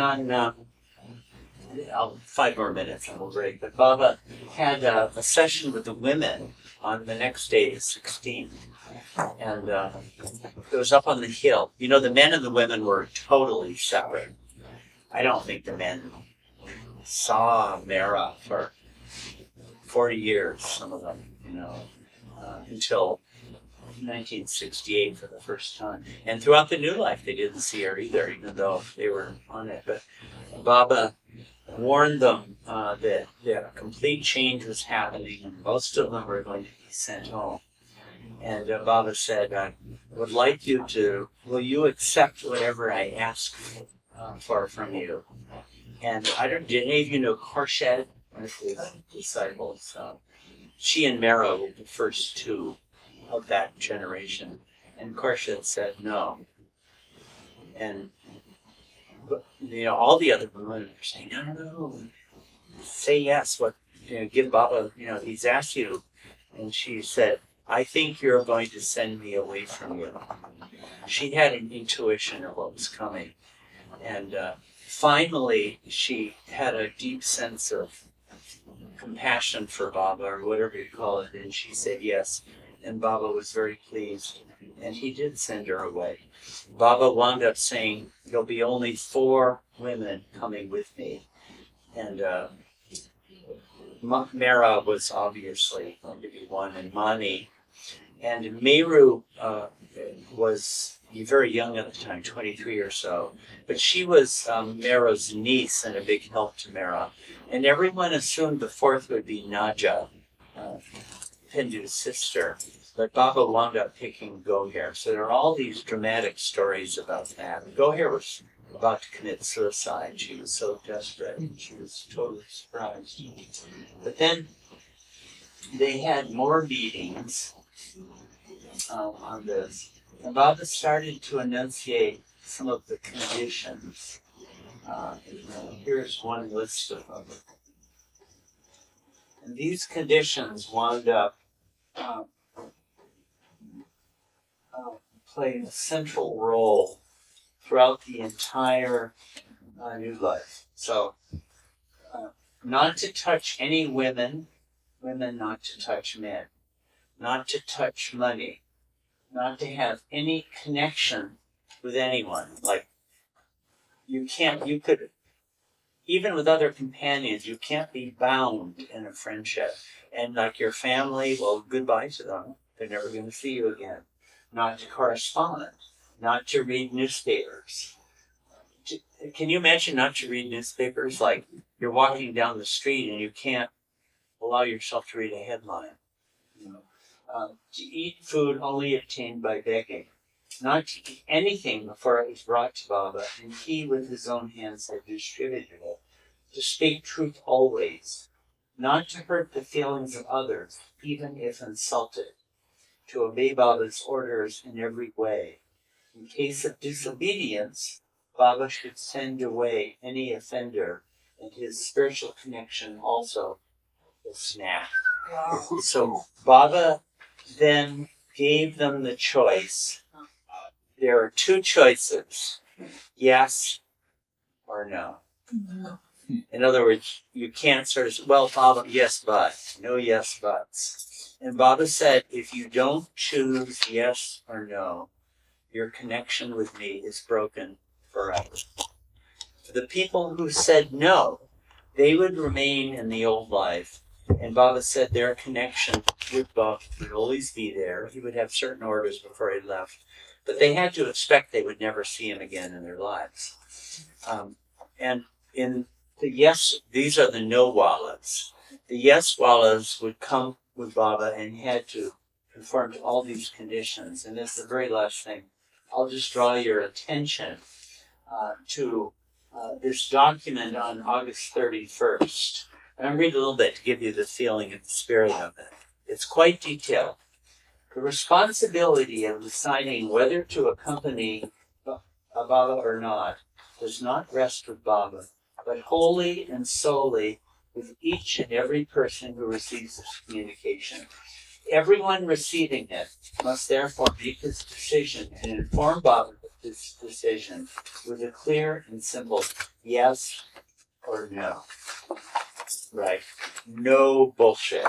No equivocation. Saying, well, Baba, I'd like to, but what about this? What about that? If the answer is no, Baba says, you keep your connection. Baba would say, if I'm spiritually perfect, you will benefit. He was sort of admitting at the time that he might be spiritually perfect. That stopped after this time. If you cannot make a decision, what will the consequences be? If you fail to decide one way or other, or if you fail to inform Baba of your decision clearly and unequivocally, one way or the other, all your connections with Baba, spiritual and otherwise, will automatically be broken off forever. So you couldn't say, I don't know Baba. You had to say, no, that you won't be on the new life. And then there's a lot about this. If you say yes, who is responsible for the consequences? The responsibility before God for anything that may happen to those who decide to accompany Baba rests wholly and solely with them, not with Baba. In order to make this paramount condition of individual responsibility absolutely clear, Baba wants each one to consider the following points. 1. In this new life of complete renunciation, you will be utterly at the mercy of all kinds of good and bad treatment that may be meted out to you by others. Whatever happens, you and you alone will be held responsible before God. This was central. You are responsible for this, not the master, no one else. If, by accompanying Baba, your dependents or your business or private affairs suffer in any way, you and you alone will be held responsible before God.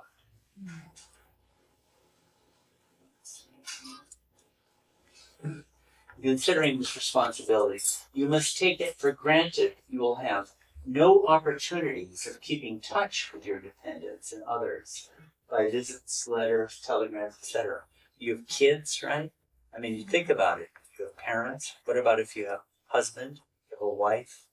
You can ever communicate with them. If, due to physical or mental exhaustion, exposure to the extremes of weather, lack of food, lack of water, bad water, infection of any kind, etc., you fall or die, you and you alone will be held responsible for God. Okay, now look at this. If Baba should give you any order that may result in your being sent to prison, or you're being assaulted or even killed, you and you alone will be held responsible for God. You can't say, but Baba, you told me to do this.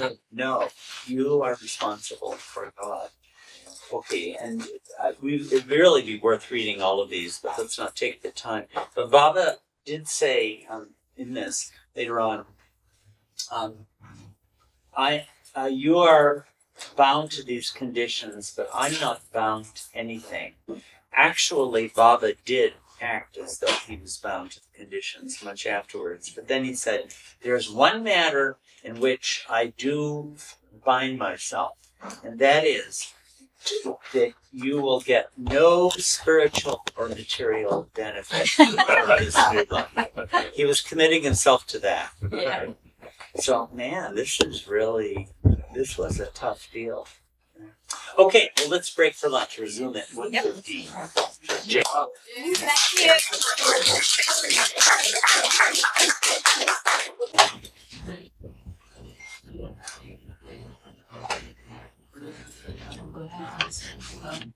Same thing happening Oh yeah? Probably uses up a lot of mice. Mouses. Uh-huh.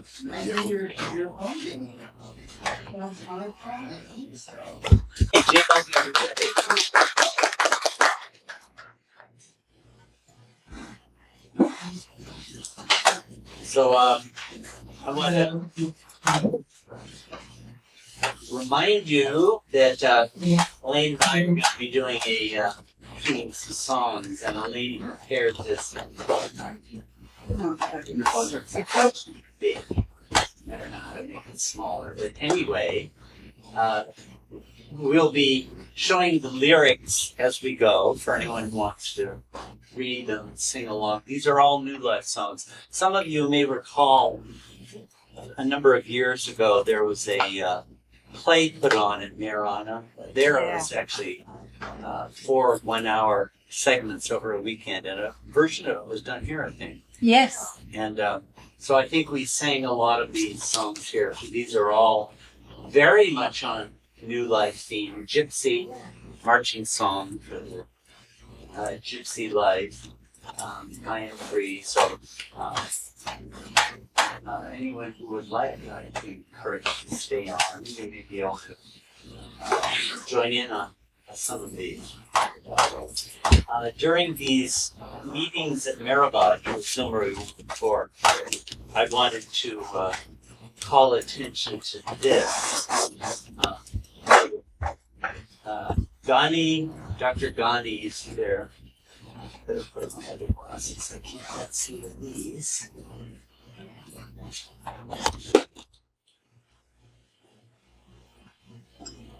Dr. Ghani was then asked to put his hands on the four scriptures. Remember, they had read out from four scriptures at the beginning of this day's program, and solemnly offer a prayer which Baba dictated.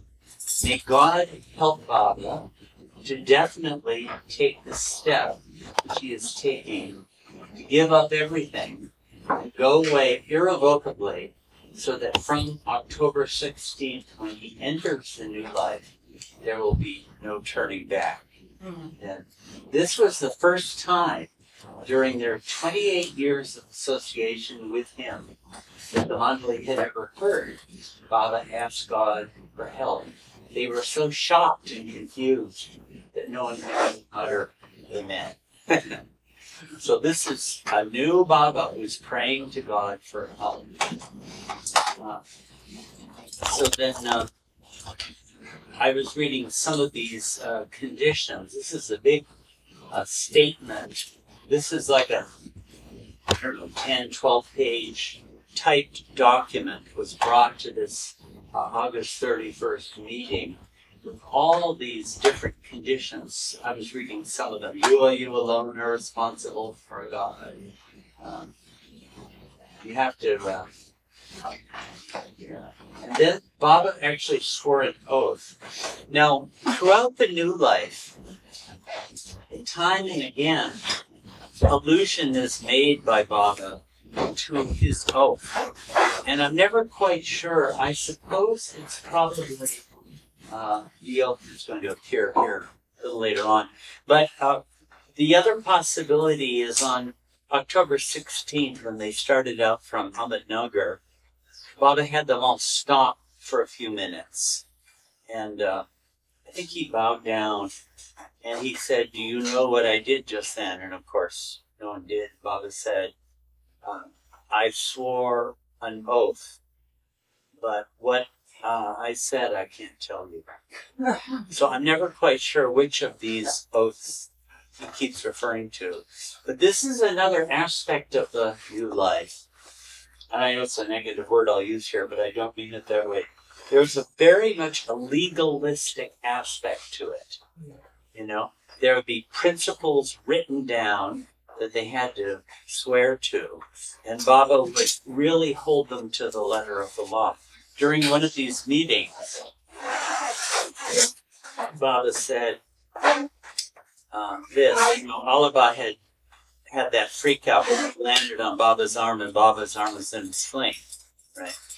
And Baba said, well, one of the conditions is you can't have any food unless I give it to you. So, what if this were to happen to my other arm and I couldn't give you any food? You would have to go without food. Right? You see how the literalness of it. And another time, Baba was talking about the impossible situations which you'll find yourself in the new life continually. And Baba said, for example, let's suppose we are up in Tibet and I died. Well, you know that you're supposed to bring my body back to the Samadhi. That's the only piece of property he did keep in his name, and be buried there. But you would be up in Tibet, and you wouldn't have any money, and you wouldn't be allowed to call anybody in Ahmednagar to get money, and you couldn't pursue any of these normal routes of getting this work done. But you would have the order to get my body back down to Ahmednagar. You'd be totally stuck. You couldn't do it and you couldn't not do it. That's the new life. Predicaments like that.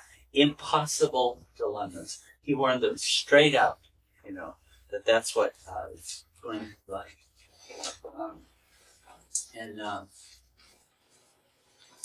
Here is the oath that he swore. At the end of this August 31st meeting, after reading the conditions, before God the Absolute, whom those who have realized knows their own self, who believers believe to be all-pervading, all-knowing, all-powerful, all-loving, and all-merciful.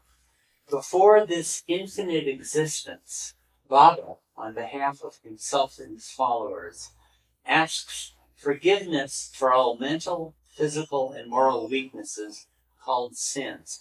This is a consistent theme of the new life. Baba kept asking for forgiveness. And I mentioned earlier that Baba dictated the prayer of repentance during the Manonash period when he was up in Rwanda, for all lies and false dealings, and for all impure and selfish actions.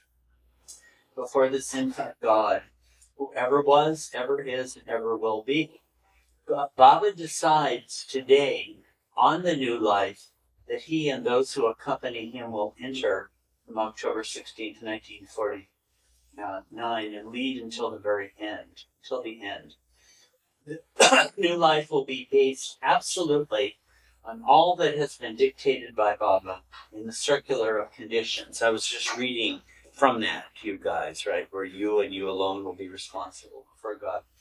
And Baba invokes God to make him stand by it firmly and steadfastly, as his companions in his new life are required to do.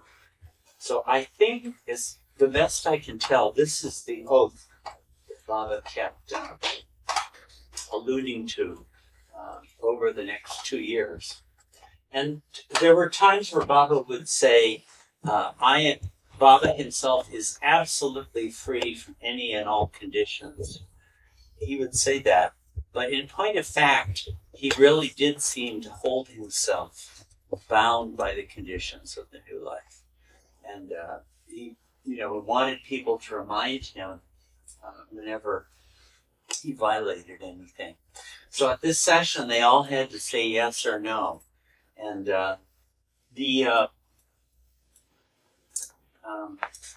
actually, it seems that in the case of Padre, Padre, Faradun Driver was his actual name, one of Baba's close relation of Mera, close disciple of Baba from the Pune days in 1922. He seems to have given Padre the hint he wanted Padre to say no. And the reason is he wanted Padre at Mehrabad. And also, it turned out Padre kept doing things for the new life. He built the caravan. He tore down the cabins on the hill and rebuilt them as the Manonash cabin down the hill. And many other things. So he was really, really more valuable at Mehrabad. But Padre himself said no because he didn't think he could control his temper. That's what he offered.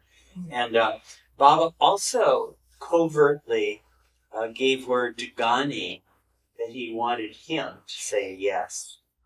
And although Baba didn't say why, this is why I would guess. If you look at this new life, it is so loaded with conditions and prohibitions and all these fearsome, restrictions on life. And it could very likely become too serious. So Ghani was just the one. You probably know some of these stories of Ghani, his outrageous behavior. And Baba would say you can smoke 5 cigarettes a day, so he would string 15 beads together and one cigarette, that kind of thing. Amazing. And it was fun, And so Baba wanted that. In fact, there was one moment in Belgaum, maybe somebody can find the exact quote, I'm forgetting, but Baba said, "The new life consists in this, to do ordinary things at odd times, to throw obstruction into an otherwise smooth-running operation, and to create difficulties where none exist. All of this constitutes what we call the new life." Arthur. And everybody laughed. And then Baba the next morning said, I thought about that, and I was wondering, was Gandhi criticizing the new life, or was he not, you know? And Baba made a big issue of it. And finally, Baba said, okay, it was my fault. But you see, Gandhi performed the service of kind of saying what it looked like to ordinary people. You know, to most of the companions, this is what it looks like. This looks really crazy and nuts. And it was a help, actually, loosen things up. Gandhi had a lot of guts and a lot of sense of humor, so the new life didn't lose that side of it. So he was one of the ones who Baba actually gave him an indication he wanted him to join.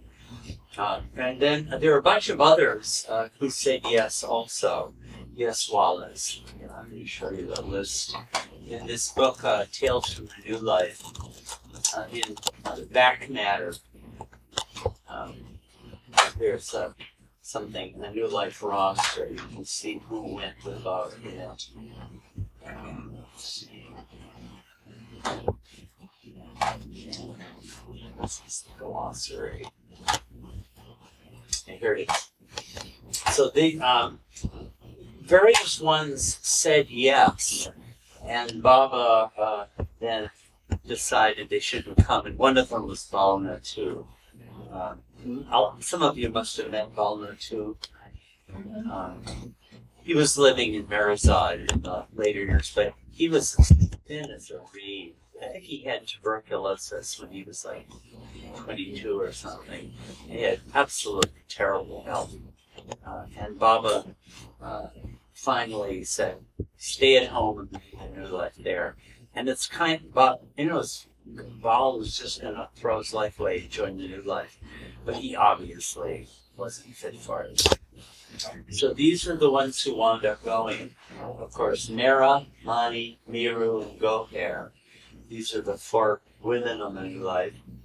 And then Gustaji, I don't know how familiar these names are, but he was one of Baba's earliest. In fact, Baba said of him, he is the only one I will try to help to stay on the new life, because he was sent to me by Upasni Maharaj. But everyone else, you're on your own. Adi Kirani, Donkan, Nilkant Godse, that's Dr. Nilu. Dr. Abdul Ghani Munsef. A.R. Irani, that is Ardashir, his name, but he's Hindu, Baba's nephew.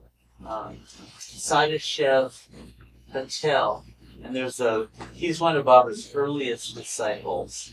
And there was a big episode with him, a big complication about 2 houses that he was going to sell and give the money to Baba. But then as it turned out, he went back to Pune and he didn't want to give the money to Baba. So there was a big issue that arose about that. Vishnu, Murli, I'm going to tell you a little funny story about him. He was a Mere Ashram boy, but there was a stage in, I think it was in Dehradun, where Murli was in charge of 2 English bulls and a big cart. And he was just on his own, and he was trying to take the cart back to wherever they were. It was separated from the others. And this British guy came driving up with his family, and the bulls wouldn't move. The cart was right in the middle of the road, and he couldn't get them to move at all. And the British officer said, "What the move your man?" And finally, the guy found a way. Car driving along the side of the road past it, and he stopped and said, "Don't you have any consideration for others? Get your cart out of the road." And Murli said, I'm very sorry, sir, but these are English bulls and they don't seem to understand my language. Maybe you could explain it to them and keep it in mind in the future. And the officer actually began to, the whole family laughed. So it, did you see New Life, right? What a marvelous display of the New Life, where a sense of humor dissolved them. So he was one. Mana 104, Baba Das, he looks like a guru, big long hair. Daulat Singh was a Sikh. There's a big story about him. We'll come to Kakabaria, who was the cook and in charge of all the money also. Vaidul, the four who made it through to the end were Vaidul, Erich, Gustaji, and Hindu, wherever Hindu is. Yeah, here he is. Okay, Ali Akbar Shapur Zaman. You know, did you ever hear him? What is your name? Ali Akbar Shapur Zaman. Baba gave him the name Alaba during the New Life because this was not too long after partition, the partitioning of India, Pakistan, East and West Pakistan in those days. There was a lot of volatility and there had been terrific violence at the partitioning. So when they were in Hindu areas, Alaba was the name Baba gave because it sounds like a Hindu name. Actually, Baba also called Gandhi Ganoba, but that name didn't stick, but Alaba did stick. And of course, Erich. So those are the companions, the 20 companions. There was another one, Kaikabad Dastur. And did any of you meet, I keep asking, did any of you remember Kaikabad? Yeah, I remember him. He was, in fact, I was there when he died. His job was to repeat Baba's name 100,000 times a day. And he basically did it his entire life. And he got called to be up in, join Baba up in the area. So these are the New Life companions. The 20 people who joined him on this. I mean, these are giants, spiritual giants, to be sure. So, just going over some of these episodes. There was, here's Erich. Here you see Papa Jesawala, Erich's dad, the family. Well done too. There's Gandhi.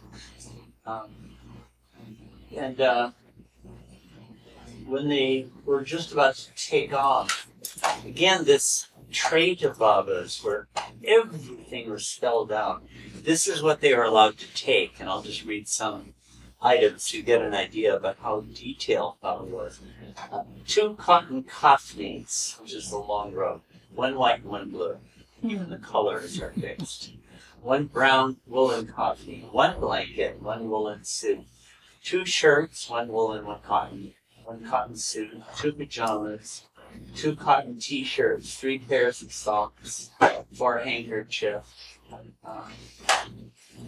1 bath towel, 1 face towel, etc. 1 mug, a platter, 2 spoons. So like exactly what you could take with you was specified. Nothing else. And there was a episode very shortly before they took off. If we had time, it'd be fun to go through this in detail, but you could read it on your own. Where Baba asked Gandhi,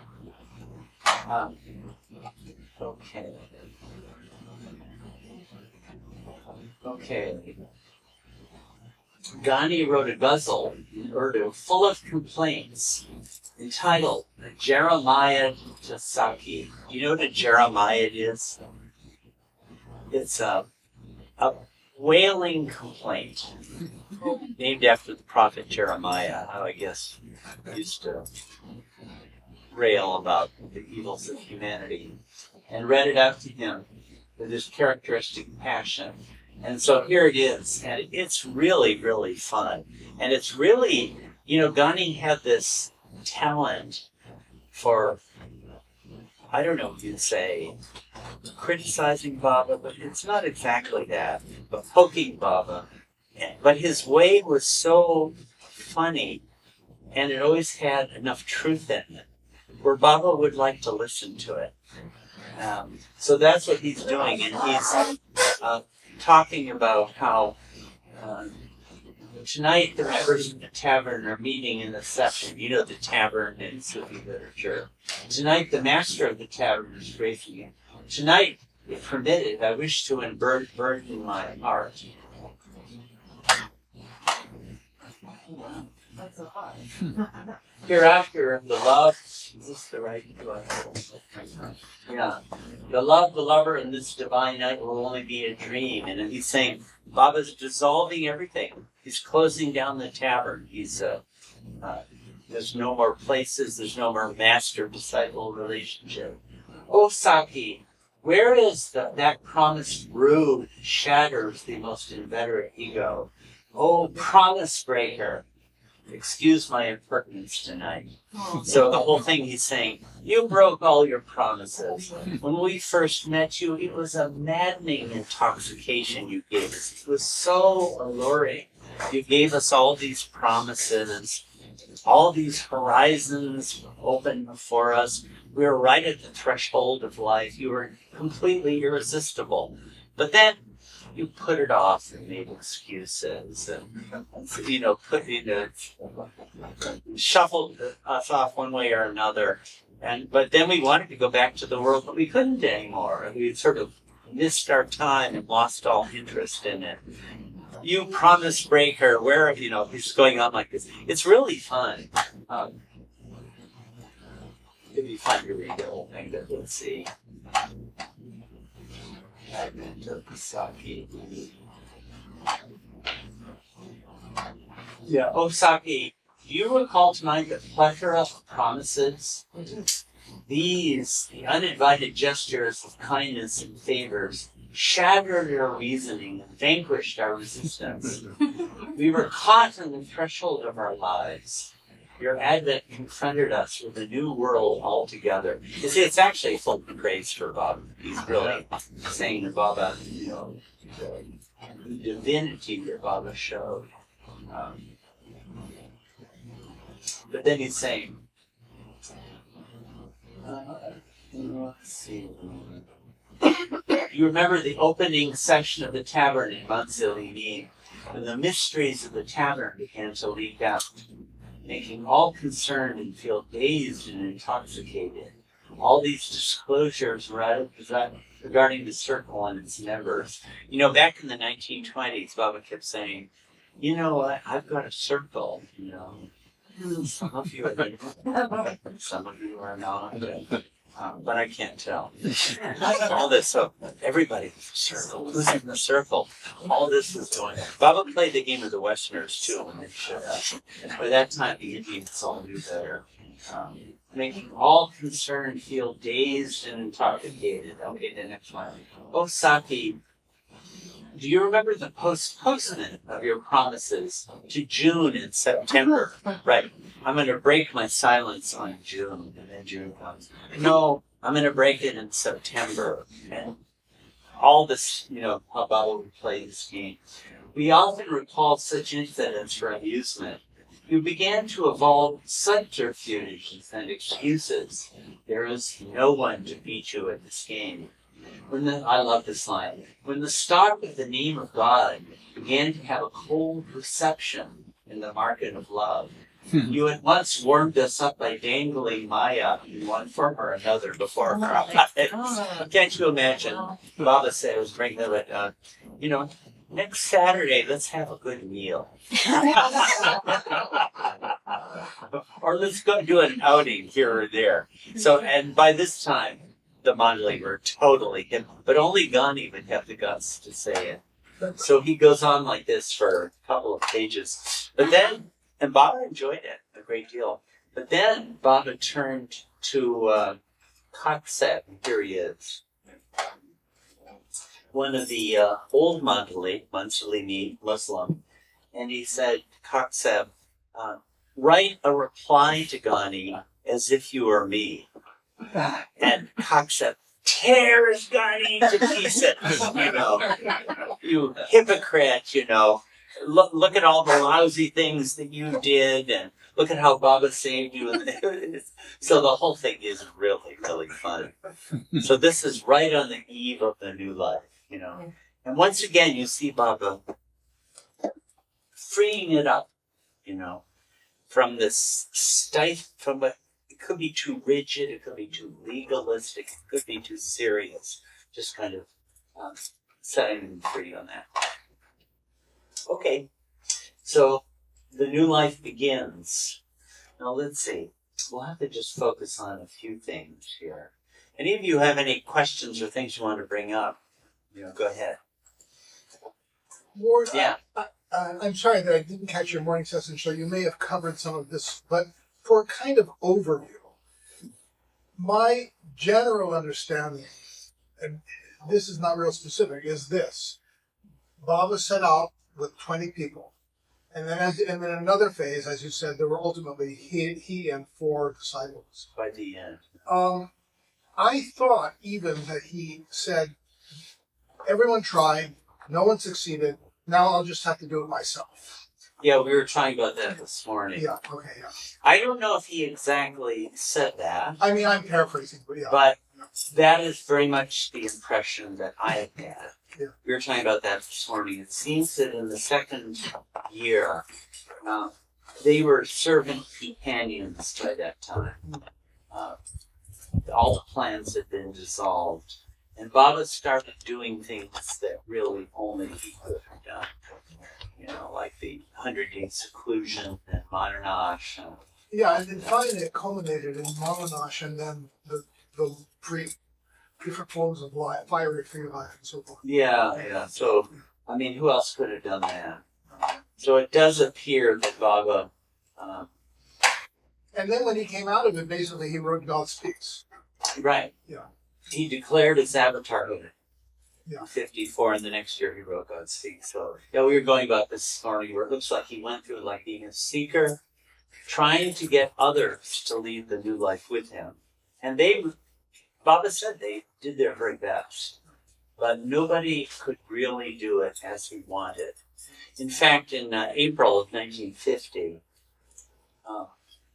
Baba was saying, I don't want to have to constantly be correcting you because I feel like I'm accommodating to your weaknesses, which is in violation of my oath.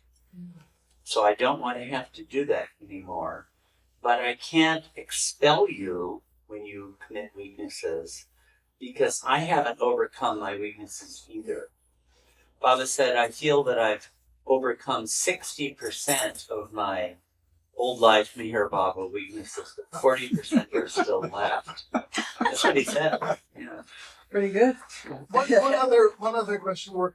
I'm kind of struck by the general idea that the new life of Meher Baba seems very akin to the whole life that Buddha lived for 40 years. Yeah, there's the theme of renunciation links it with that, other things. But we were going over some themes this morning that while they may have been in the reality of what Buddha or St. Francis or other people like that did, I haven't heard those themes enunciated in the same way. Like one of those is helplessness and hopelessness. Who praises hopelessness and helplessness? Yeah. Or the enjoyment of suffering. I've never heard that idea. I mean, It seems close to the language one finds in ghazal poetry. Yeah, it is a bit close to that, you know, the enjoyment of suffering thing there. And but another would be this idea of the Satyanashi.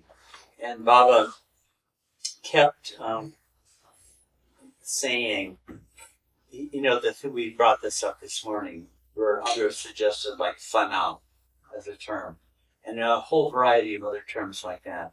And Baba said he didn't like them because they had a spiritual connotation. So Baba, the attack on spirituality That's something I would have a hard time finding, expressed, He wouldn't allow they couldn't talk about spiritual things in the new life. Another prohibited topic. Could we say that Baba created the direct path as well? Did what? The direct path. The new life? Yes. As a direct path? Yeah. Well, I'm sure it is, yeah. But he wouldn't admit it in the new life, because how can there be a path when we're aimless? This aimlessness. Somebody asked him, when you said the new life until the end, what do you mean by the end? And Baba said, aimlessness. So there's not even a path anymore, because we're not going anywhere. We have no goal. This no spiritual benefit. Huh? And no spiritual benefit. No spiritual benefit. No spiritual benefit, yeah. Complete, renunciation of that is too weak. The topic cannot even come up of benefiting spiritually.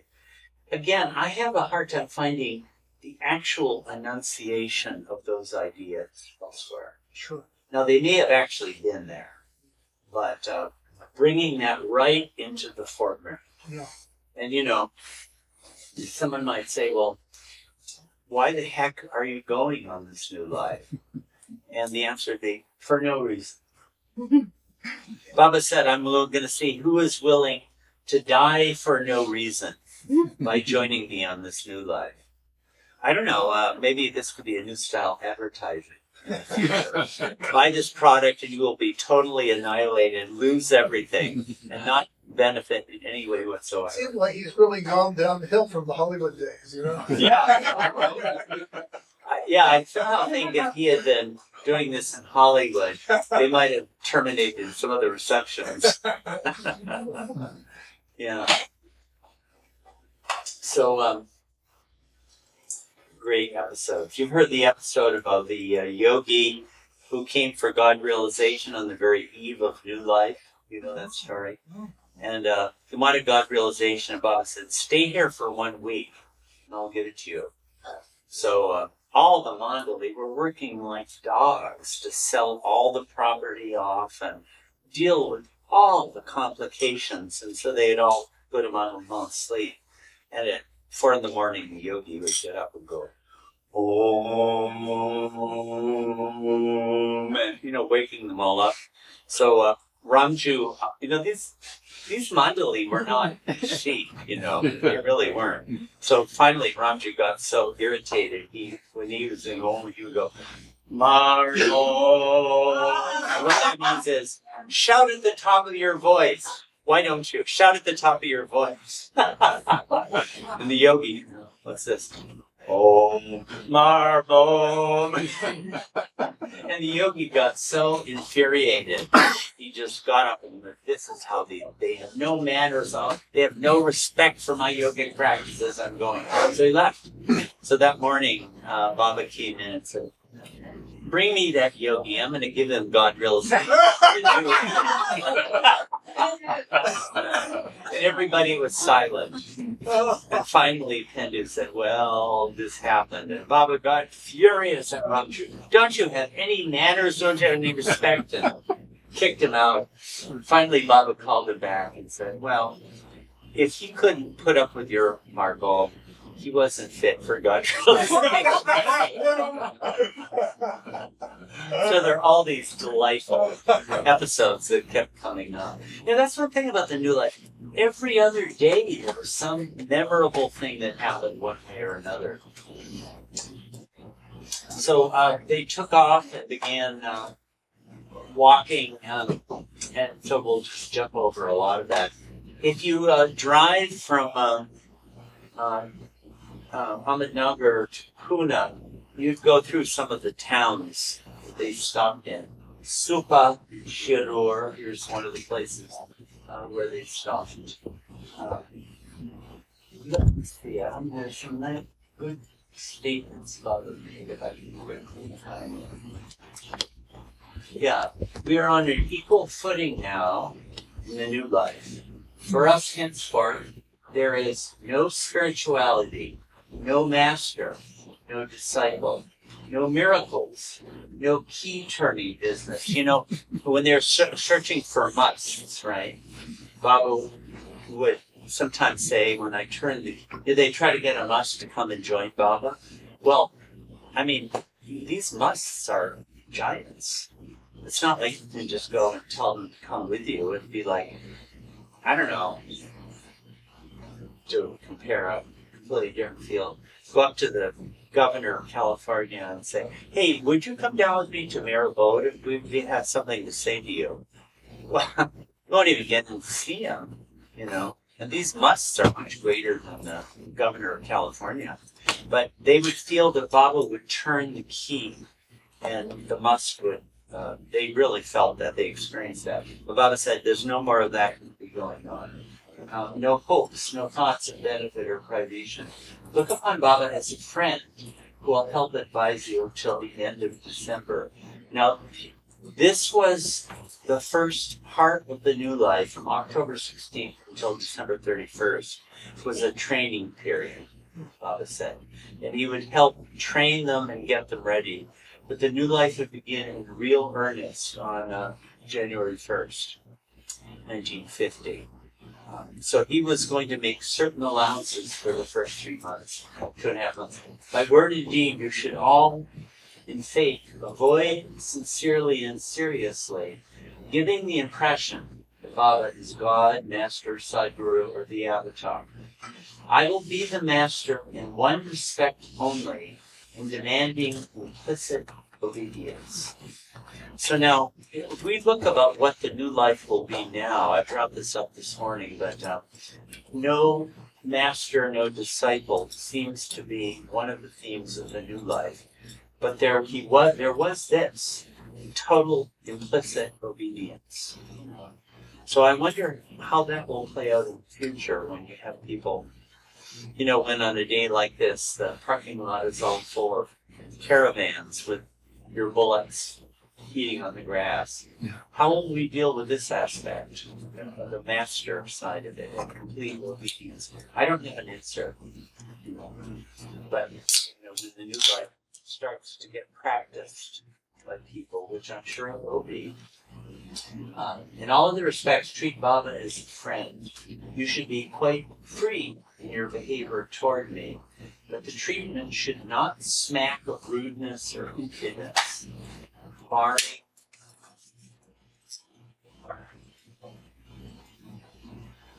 this, practice humor, be joyful, crack jokes. You are free to do this. Nothing will please me more. And this is important. To carry you safely through with me, the most important thing is not to be moody. Always try to be happy and cheerful. If at times your mood is spoiled or you become angry, try never to express it directly or indirectly. All this is the play of mind. With a little conscious effort, the mind can be made to adapt itself. So this certainly doesn't fit in with, there was a psychological movement in the 70s sometime where whatever you're feeling, just express it. Explode and shout and like that. This is totally the opposite. Never express your moods at all. Never, only express cheerfulness. And those who failed were kicked out. Stories. So the first couple of days they were walking, they got rained on a lot. Various things happened, and then they took a train to Belgaum. Let me see. Jeff should show us a map. Yeah, here we go. This is edited by Jeff Overton, as I mentioned. So you can see, okay. Sorry, yeah. That would be wrong for Okay, so they started from here. And they walked Supa and Shirur. And then they took train down, and it's past Satara. down to Belgaum. So that's another state. I think it's Tamil Nadu. Huh? Huh? Karnataka. Okay. And they speak Malagayam or whatever that is. What language do they speak in Karnataka? Canada. Kannada. Okay. And so you can see they walked this far. And on the very first day, Ghani actually had a heart attack, a mild heart attack, and just kept on going to their first stop. And he wound up dying in the New Life, actually, in 1951. But then in Belgaum, the training period began in real earnest. By the way, here are the arrangement colors.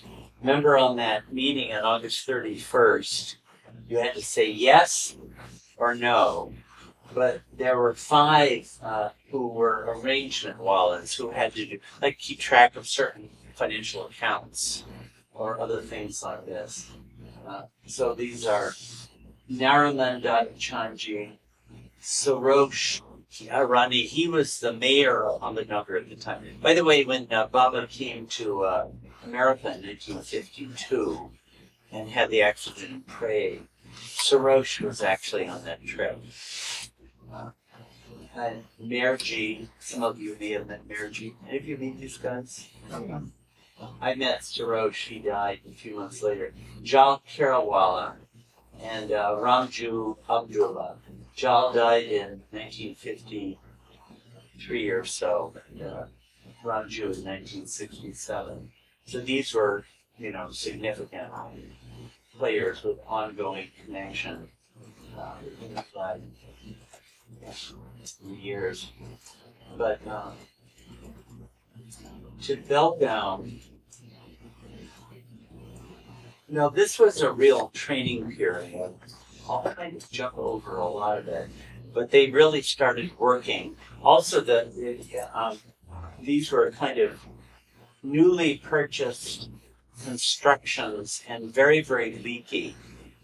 So it was heavy monsoon rain still, so they're getting soaked at night, actually, including the women. And also, it was absolutely infested with rats and mice. In fact, Mani had her finger bitten by a mouse one night, and it got seriously infected. So right off the bat, they got to find out. And also, they had to draw water from a well, and the well was 100, 200 yards from the house. And, it was a big job, and it was quite exhausting. And, the Mongolians weren't used to this kind of thing, most of them. A few did hard physical work, but most hadn't. So it was something quite new. But there was an interesting conversation Baba had towards with a bunch of the companions, which is, oh yes, let me be sure to mention this story, which you probably may have heard. Have you heard the Dalat Singh story? I think there's a photo up here. There must be somewhere. Here he is. And Eric would tell the story, and he was really a wonderful guy. He was older, he was 59, and it turned out that after he said yes to join, he's a Sikh, right, member of the Sikh religion, and when he was about to go, his daughter got engaged to be married. Yeah. And her marriage was going to be on October 19th, 3 days after. And she said, well, stay and you're my father, be at my wedding. You can leave 3 days late. Well, no, it would bother you. Couldn't leave 3 days late. So he said no. And she got so upset. She said, you're no father of mine to treat me like this. And it really cut him to the quick. So you can find this story told beautifully in Tales of. Some of you remember the story? Yeah, where Eric, Baba, at night said, "Eric, just get out. Let's go out and see what the companions are doing." And they walked around and they found this man weeping his heart out. Yeah. And who was it? It was Daulat Singh. And Baba took it very seriously that he was breaking conditions of the new life. And the next day, he called, they had a meeting, and Daulat Singh said what he said, "I'm happy to be on the new life, but I was remembering what my daughter had said to me, and it just pierced me, and I just couldn't control myself."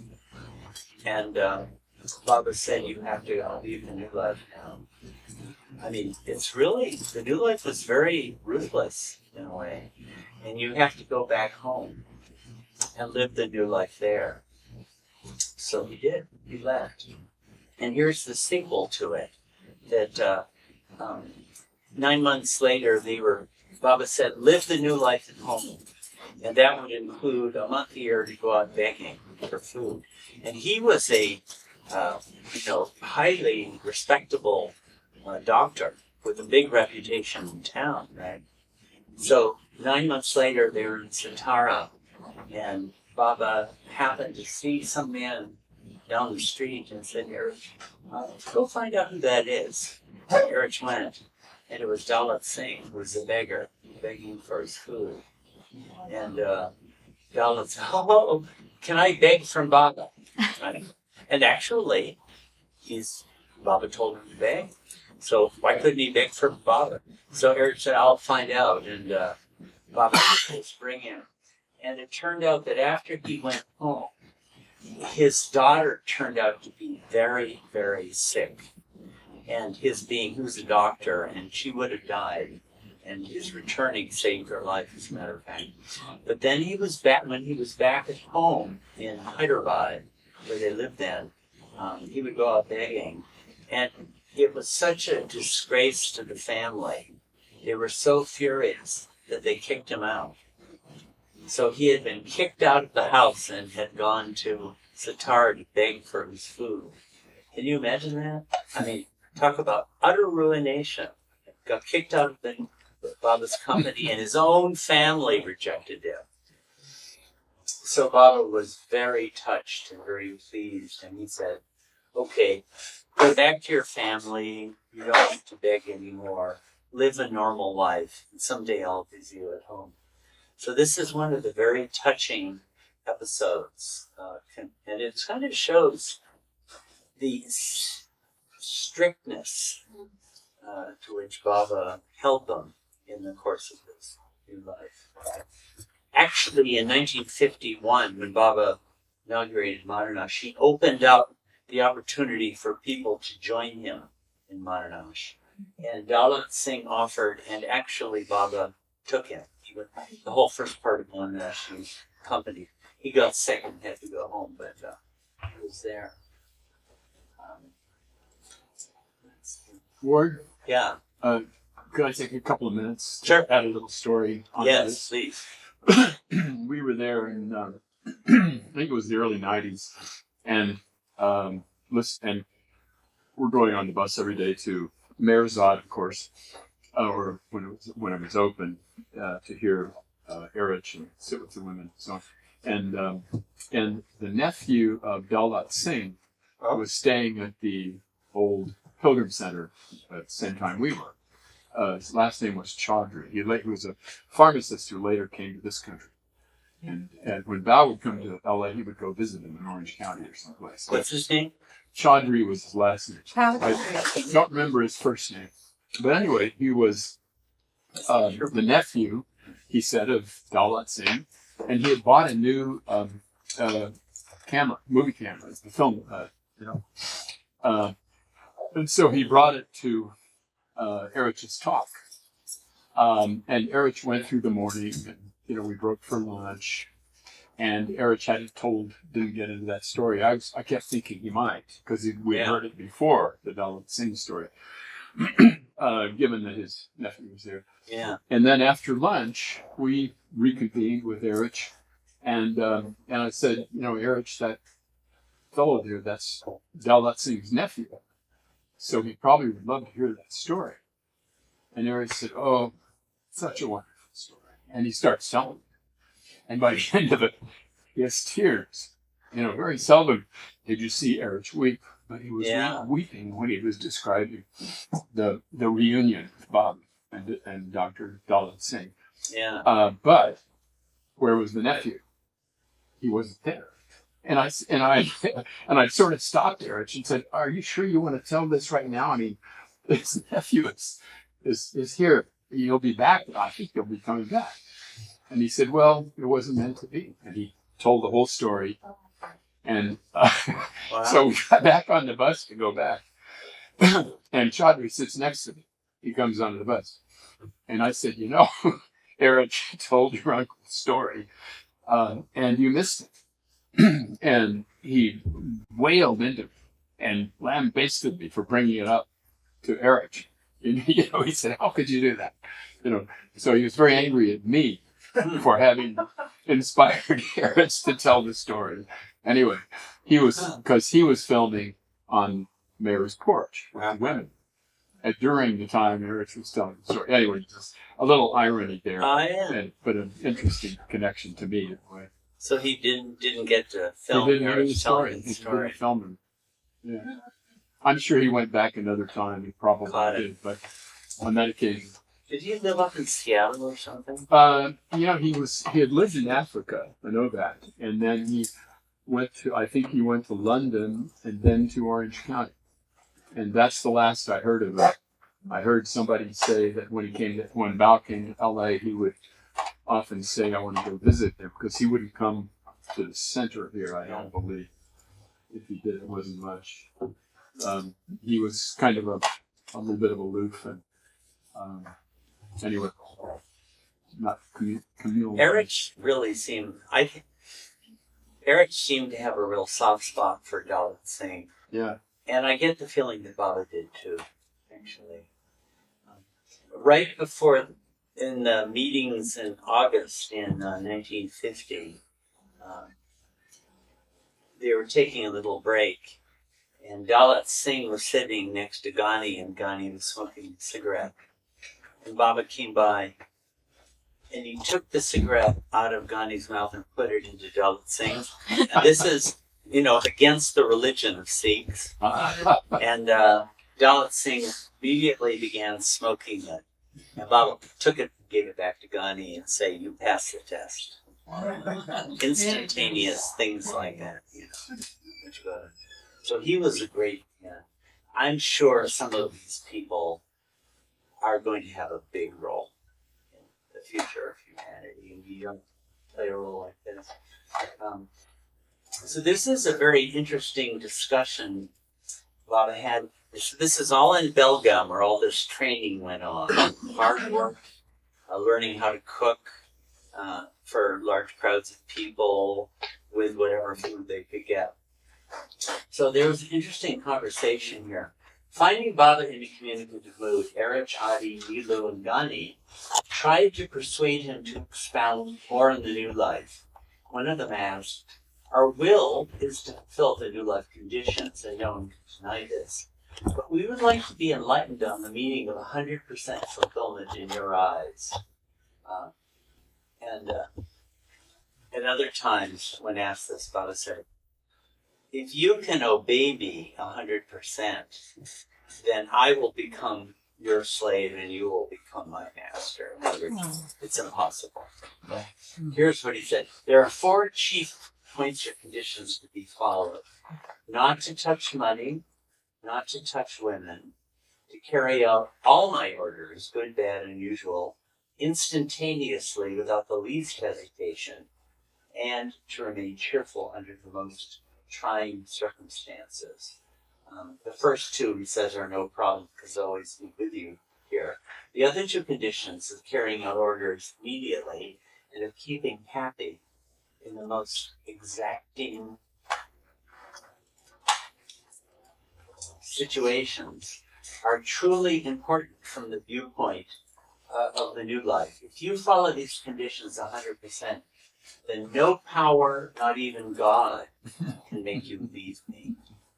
Not even God. Another said, we are ready to observe the conditions 100%, but what will happen to us if your orders are impossible to fulfill? And it's nice, Baba gives kind of a human answer to this. Baba said, if an order is physically impossible of fulfillment, you should be prepared to tackle it immediately. If you fail, you need not worry. Example, if I order you to tie a camel leg and foot and place it on the roof of a building, you should immediately set about to do it without having thought of its possibility or impossibility. The nature of such an order is just to find out your preparedness to obey it instantaneously. But then Baba says, don't take the explanation literally. Don't be silly. I don't promise. But while giving orders, I will not give impossible orders. If any one of you is stuck with paralysis, do you think I will ask that one to dance? I can tell him to hold his breath, which he can do physically, though disabled. I do not promise, but remember, my orders will not be such as to be beyond the capacity of anyone to carry out. If you faithfully obey me, then nothing is impossible. And in the New Life, there are many examples of Baba asking for ridiculous things that they got. Yeah, here.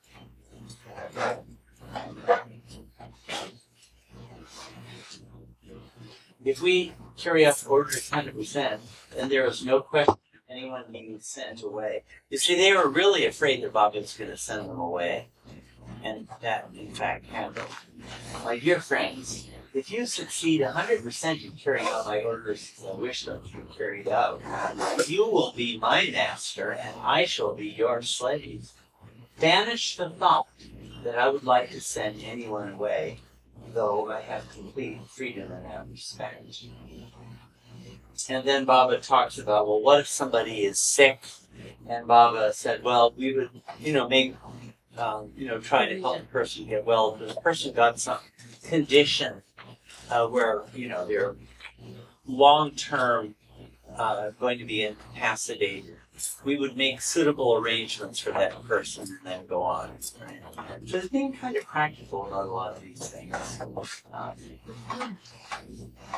Ward, I just had a quick question. Yeah. I mean, it's remarkable to me that so much has been documented of what Baba said, what happened. Can you remind me how this got compiled? Who took all these notes?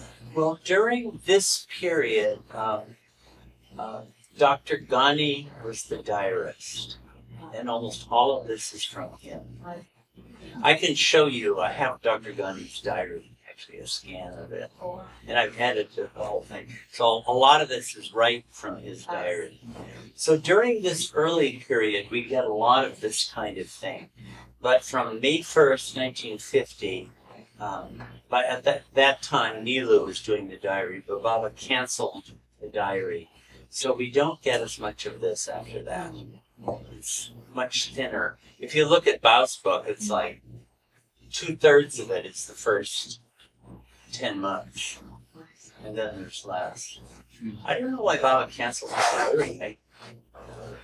You're not supposed to make suggestions, but I would make a suggestion. Baba, have the diary go on. It's great. So the diary is very extensive for Ghani, and actually Nilu's diary is very extensive too. Nilu's diary got published in circulars. You get the complete it's a lot of what Ghani said got incorporated into one of the circulars, but there's a lot. Some of this stuff didn't get into the circulars, for example. Yeah, now I have this in the Urdu, and it's much better in the Urdu, but Baba was giving little sayings or bits of poetry to Ghani. This will be the ultimate end of the new life, wherein no one will depend on anyone for anything. Right? You get the spirit of the new life? That's hopelessness or helplessness. There will be no food, no sleep, no comfort. it will be either our oath, ourselves, or God.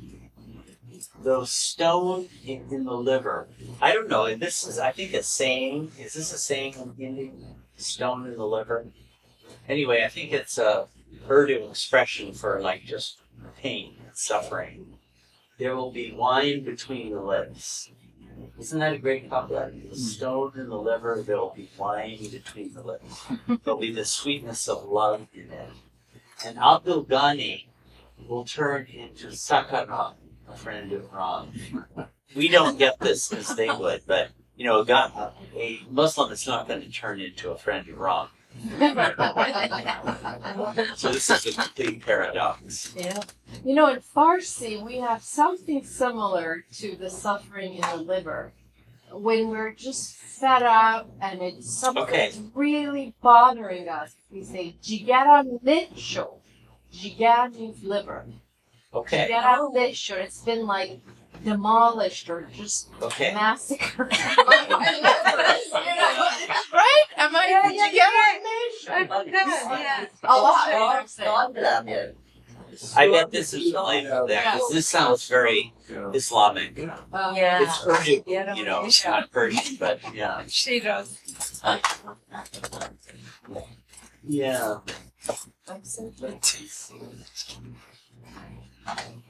Yeah, here's another nice little saying. Yeah. Following help from guild. Okay, this is when visitors are coming. Bobby was telling me what to say. Hopelessness means renunciation of hopes. Aimlessness means renunciation of. So there's a lot of renunciation. You're talking about Buddha. So there really is a lot of Buddhist themes in there. Helplessness means renunciation of all help. No master, no disciples, right? So this is a big part of the new life, the abolition of that paradigm, the master, with the exception of obedience, that's still there. Means the renunciation of spirituality. Yep. You even have to renounce spirituality. And the new life that you have in mind eventually means absolute renunciation. Now, where is somebody? I think it's here where somebody asked him about what is the end of all of us.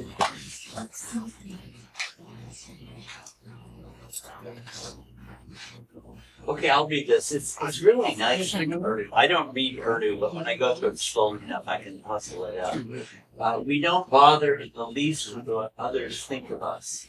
Our preoccupation in business is suffering and suffering alone.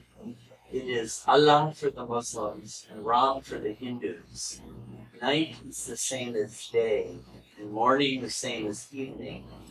And the only catch found in Abdul Ghani's pocket is poverty. It's a nice poem, isn't it? Especially when you read it in Urdu. But he's starting to say here there are going to be 3 stages. 16th of October to 31st, that's the training period. Then from January 1st, it may last 4, 6, or 15 months. The 3rd stage starts from the time when the last stone of the foundation is laid. And I'm struck by the fact that from January 1st, it was really about 5, 6 months after that Baba dissolved the plans, and those who stayed with him became servant companions, and all the other plans were dismantled. And now this is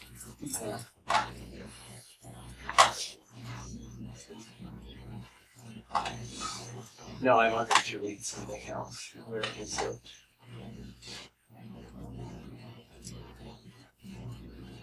Let me take a look. Okay.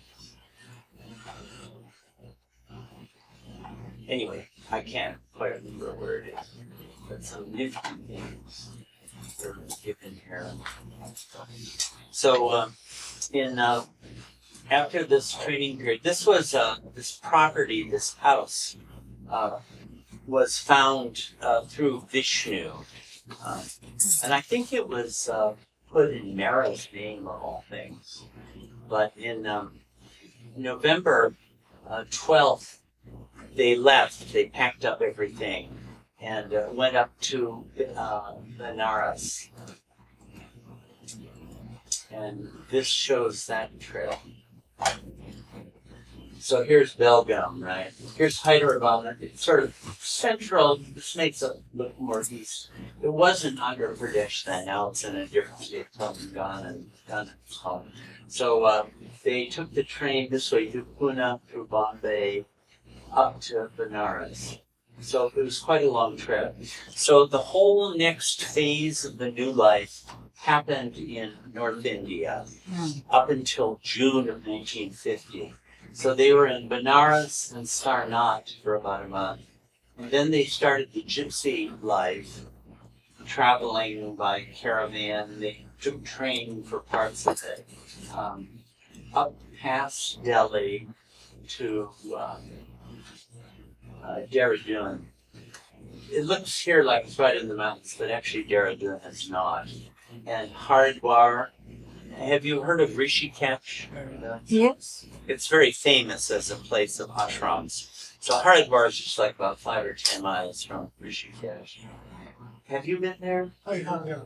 How far is Haridwar from Rishikesh? I'm not sure. I went to Haridwar. I don't think I went to Rishikesh, actually. It's 1 hour drive. Huh? It's a 1 hour drive. 1 hour drive. Hour drive. Okay. And Dehradun is probably a little farther than that from Haridwar. No, so Dehradun is about 5 hours from Haridwar. From where? So From Haridwar, 5 hours. That far. 4 hours. It's in the mountains. Okay. That's where the mountains start. So the main place where they stayed was it would be right now within Dehradun. At that time, it was kind of on the outskirts of it. So this is the first big trip up to here, to Benares. And here, they had to be accommodated. So some of you, I mean, if you've read Tales from the New Life, Eric tells these stories so beautifully.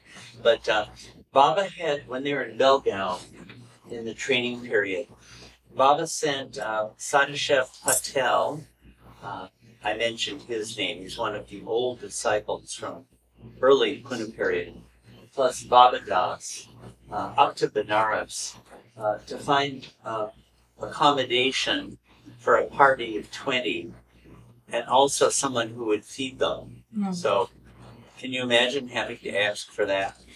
I remember Erich would say, you know, we would go out and we would try to find someone.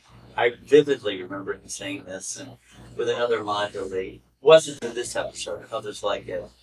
Well, how about him? No, I don't think he's the one. How about him? And finally they'd stop someone and say, we would like to have you accommodate my older brother and ourselves as big shop. Okay, it's you and your older brother. There's a party of 20. With animals. You'd say, yeah, I think I can do that. Send your older brother by and look in. But there's another condition, right? Your conditions, you can't see my older brother. And I'll come by when you stay in the lodging. Another condition is you can't come to the lodging which you're letting us use. And you'd say, but there's another condition. You have to provide us with food. And the guy would say, yeah, I think I can do that. Why don't you send your man up to pick it up? Oh, another condition is you have to send it to us. You know, it's like, who would say yes? I mean, it's ridiculous beyond words. When you're asking for this and you're putting conditions, and the guy can't see his own house, and he can't meet the head of the party. In fact, another thing, this Dr. Knott in Benares agreed to this. And while they were there, Baba sent Erich up to say, we're wondering if you could give, big shop means a free gift. And he said, some things to give in big shop. And this Dr. Knott was the one who had provided them with the place where they were staying, an accommodation for 20 people, plus all the food. And Erich said, we'd like to give you, if you could give in big shop a white horse.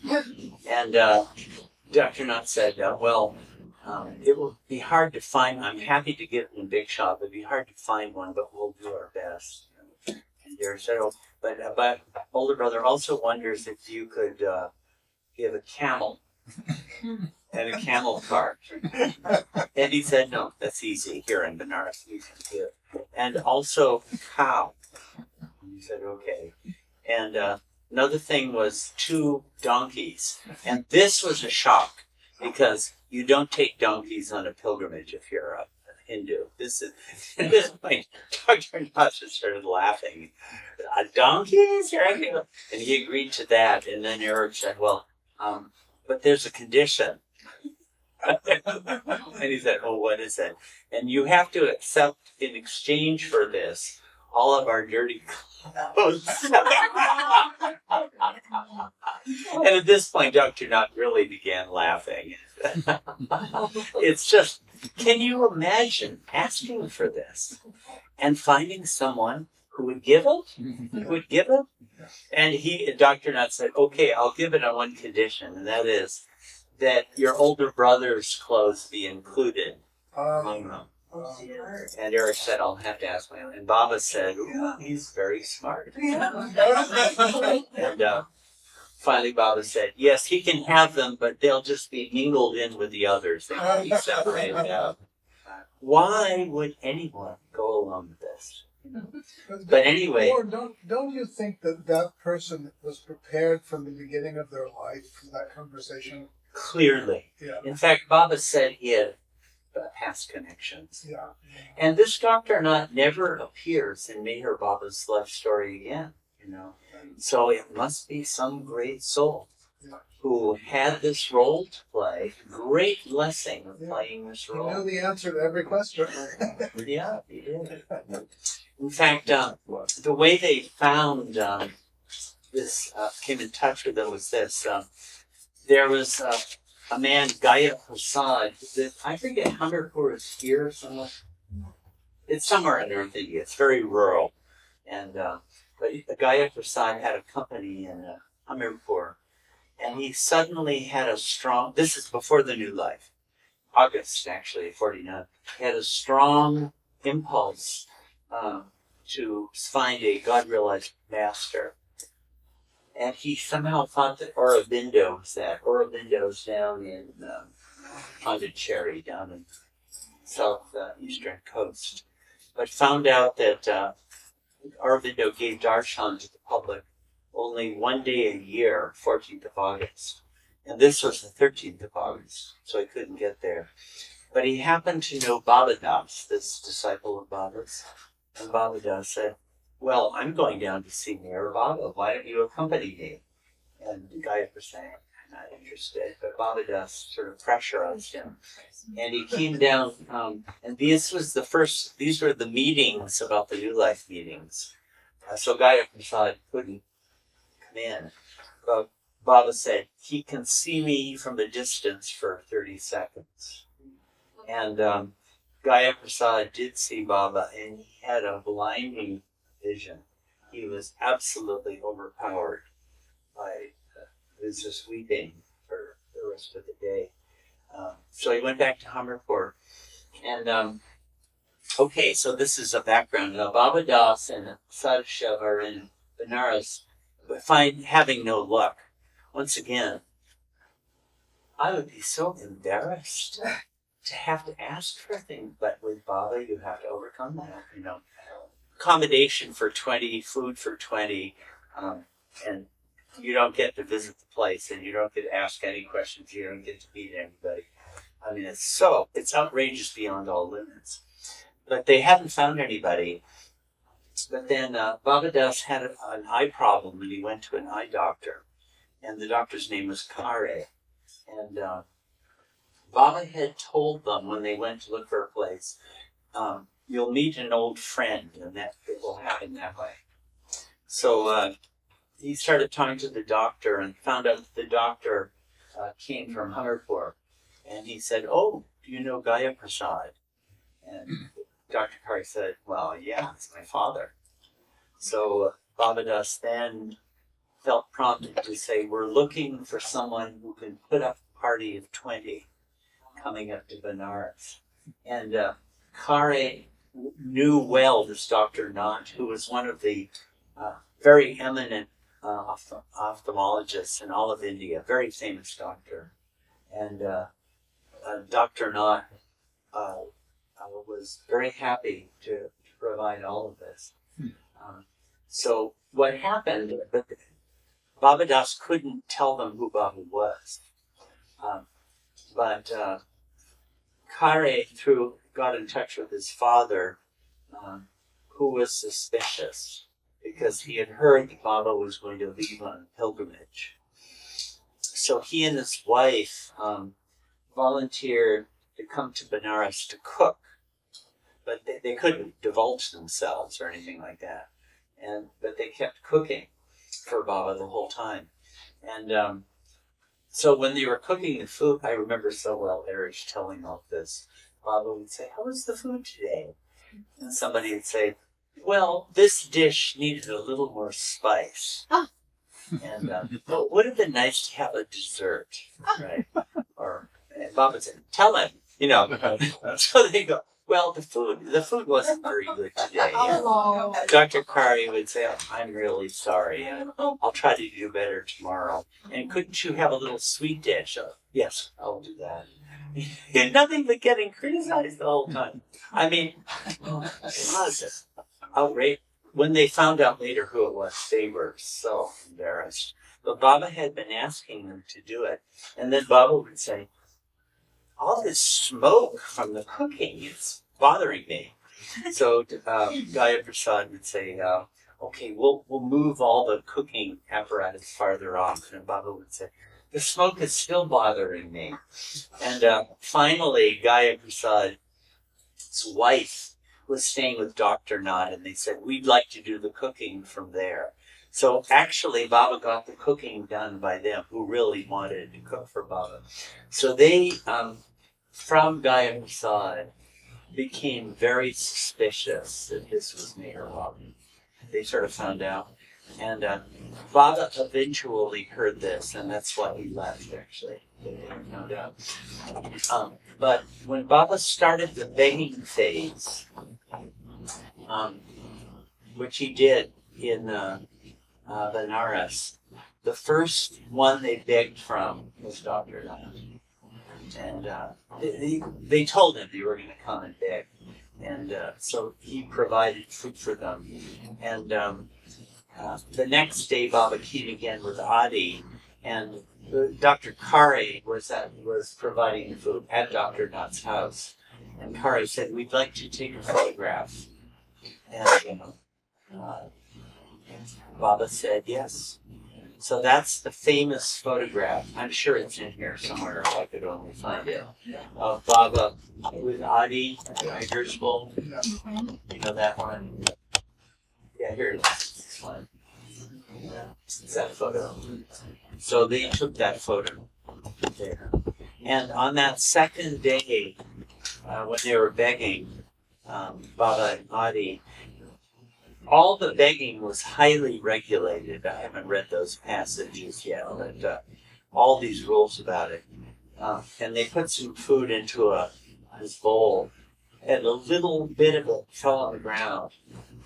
When Baba stooped down and picked it up and put it back into his bowl, and someone in Dr. Nant or Dr. Kari's family immediately recognized this.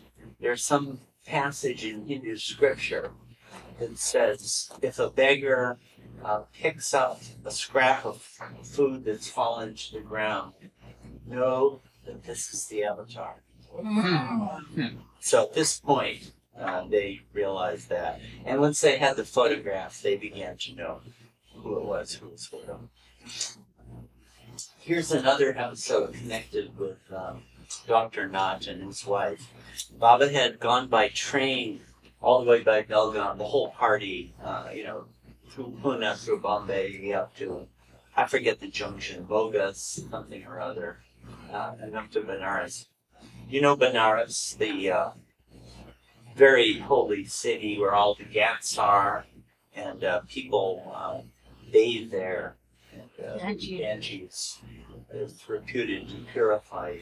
Varanasi is another name, or Kashi, called it now. Actually, when the men went down to see the ghats, they found it to be absolutely filthy. They commented on how disgusting it was. Maybe it's better today. I think it's cleaned up more, but there's a lot of dope smoking in our. Oh, is there dope smoking? Just a side impression.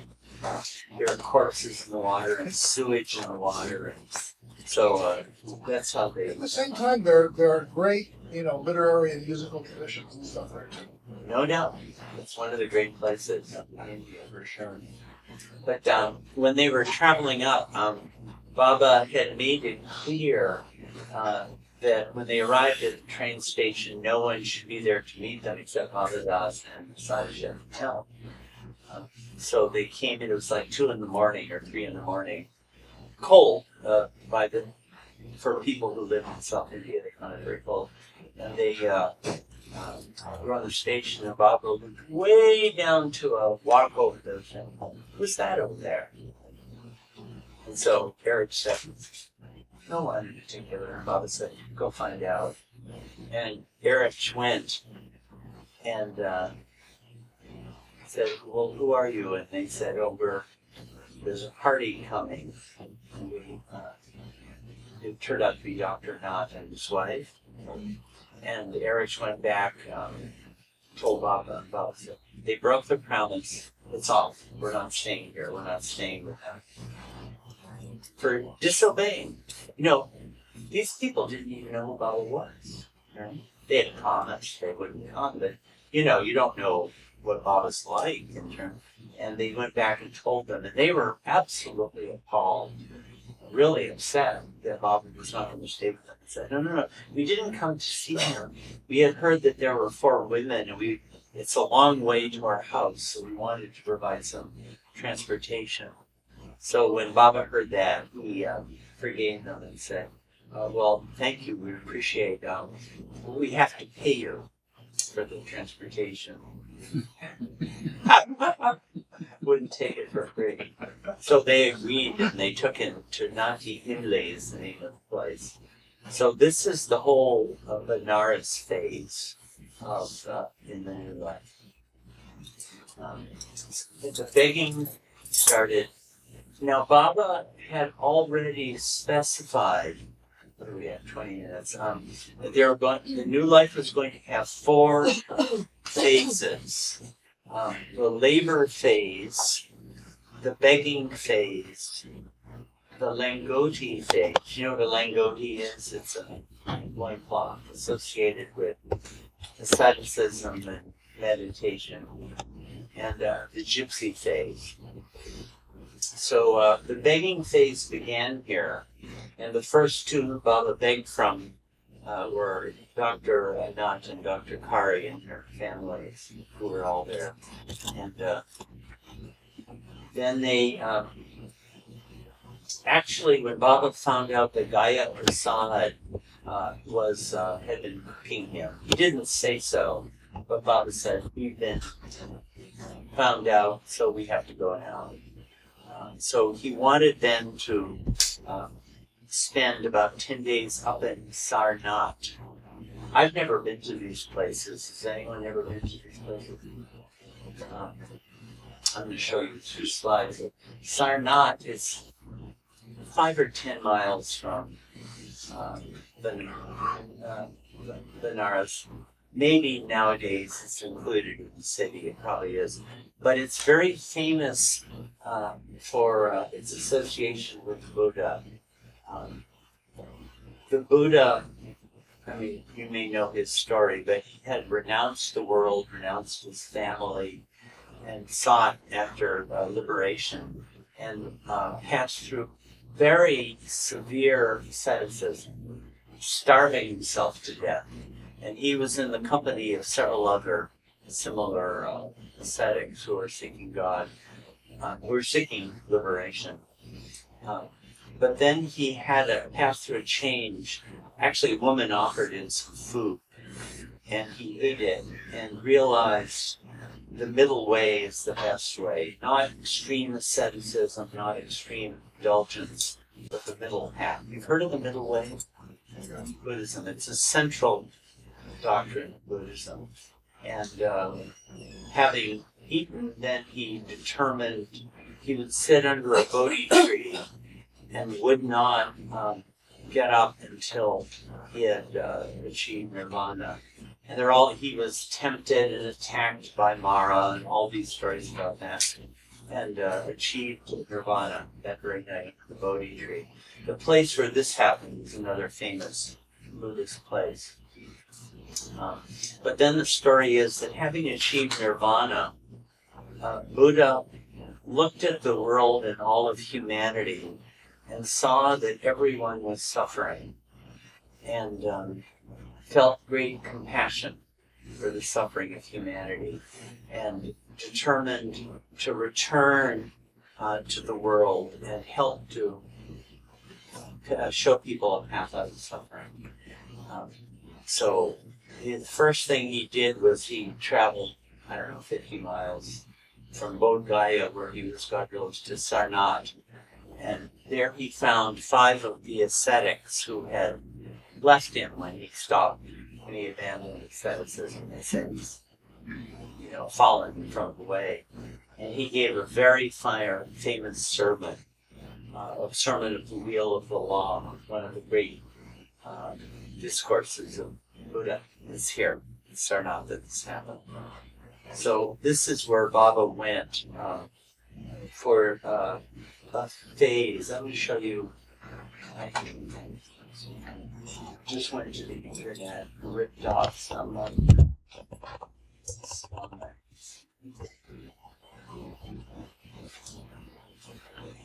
there are some beautiful paintings here. Makes me want to go there, I'll tell you.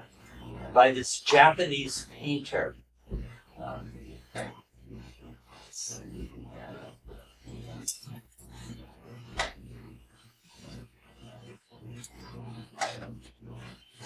Yeah, here we go. Give you some idea of what the paintings are like. They look really beautiful.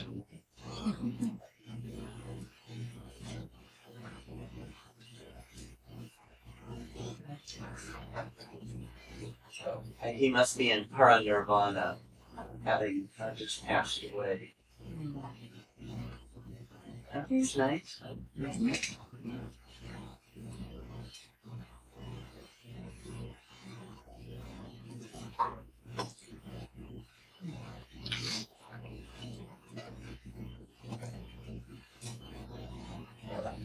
These are various moments in his life that the paintings illustrate. So this is his birthplace. He was born up in Nepal. Buddha was. Very southern Nepal. Right close to the border. So this is in Bodh Gaya. This is the place where he sat under the Bodhi tree and achieved nirvana there. And so this is Sarnath. These are just statues that are there now. Buddha's here. This is Sarnath also. These are old ruins there. Another temple. So this is the Wheel of the Law. It's a big theme of Buddhism.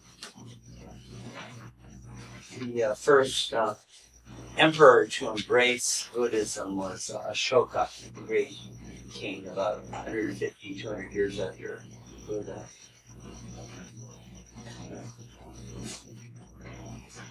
This is Bodh Gaya again. these are monks, their reverence to the Buddha. So Baba went there with the women. He showed them this, and then went there with the men. And this was the only occasion in which the men practiced the langoti life. Baba did on several other occasions, but he had them put on the langoti and sit in meditation for 15 or 20 minutes or so. And Baba himself, they had to repeat a certain prayer over and over again.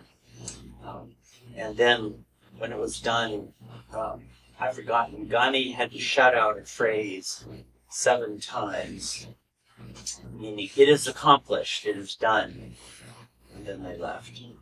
So that was a big connection with Buddhism that Baba accomplished during that. You can give me a pack of matches.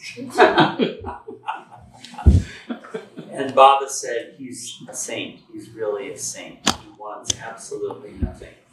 And finally, Baba came to him and said, okay, of my own, I'd like to give you this warm blanket. And the man didn't even look at the blanket and just looked at Baba and accepted it. So here's a beautiful story of what looks like a great soul who Baba had contact with during this time. So maybe we could have some of your opinions on this topic. There are 4 phases to the new life. The labor phase, the begging phase, the langoti phase, and the gypsy phase. Why those? Do you have any ideas? What does that mean? Okay, let's suppose the new life in some way anticipates something that's going to make a big impact on humanity. Why those things? Do you have any ideas? Yeah, Daniel? I remember hearing something about every phase except for the labor phase was completed during Baba's new life phase. So if that's right, it kind of goes along the lines with him kind of like what we were talking about before. He did it himself. Yeah, and then it's kind of a revolutionizing of just perfect masterhood, like the relationship between master and disciple and all the religions, with him throwing the dumi, with all the rites and ceremonies, Yeah. something along those lines. You're thinking that those 3 might have been part of what Baba took upon himself and got rid of, so to speak. Mm-hmm. Could be. Well, you think about all the sadhus. Yeah. Kind of agreeing with that thought that wandering around India, and that Baba saying that isn't necessary. That used to be sort of a tradition. But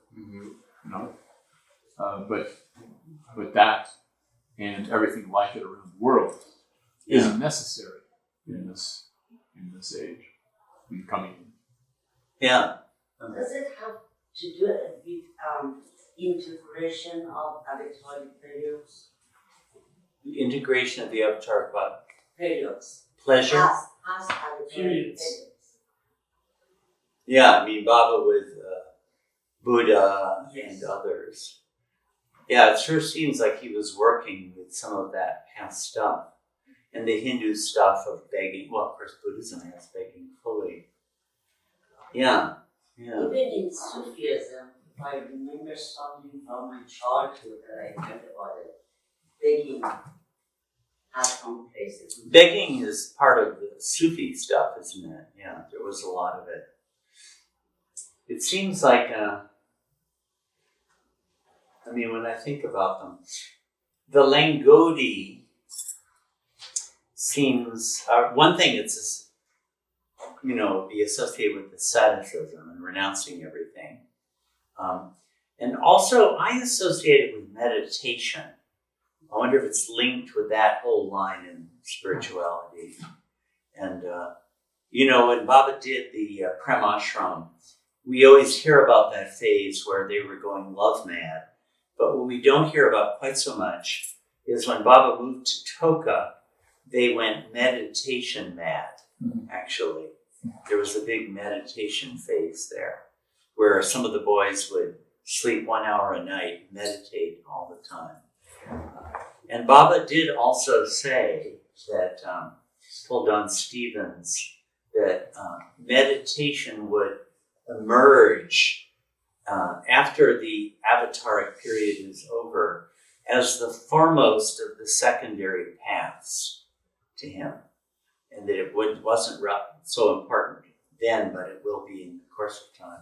So I think of Langoti partly with that. And this thought came up when we were in Tucson. Begging, okay, what are some really, really basic human needs? Really getting basic. Well, one is food, right?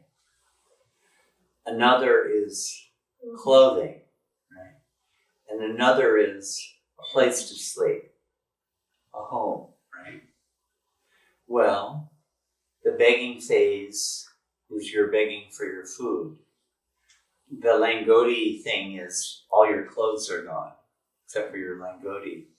And the gypsy life is you don't have a stable home. That would be tough, don't you think? I mean, even if you're, down and out on money, if you have a place you can go and call your home and a bed you can sleep on, what if you don't have that? And you have to constantly be on the move and in a new place. So that occurs to me that those three phases seem to, and the other would be work. Well, that's such a basic part of our life, labor. I mean, everyone has work of some kind. I mean, if you have a job or if you have a baby, taking care of a baby, that's a significant kind of work. So I wonder if it wasn't archetypally dealing with major basic needs, human needs, yeah. So those phases in Hinduism, we call it taking sannyas. Okay? Right. So renouncing everything. Even Shirdi Sai Baba would let people know that the best way, like there was a story that said there was a man who wanted to achieve and be closer to Baba. And that's when Baba said, it's not your time yet. Once your wife dies and you finish all your duties that you have, then comes the final phase. It's called Vanaprasthashram in the stages of a human life. So as per Hinduism, that usually falls around, each person is different, but mostly it comes around after 60, 65. Yeah. So around your retirement. So what in Shirdi Sai Baba said, renounce your life, take a bowl, which means begging, which means taking food from somebody so that you sustain, and live a simple, sacred life. Then get into one verse. Yeah. Sannyasi, sorry.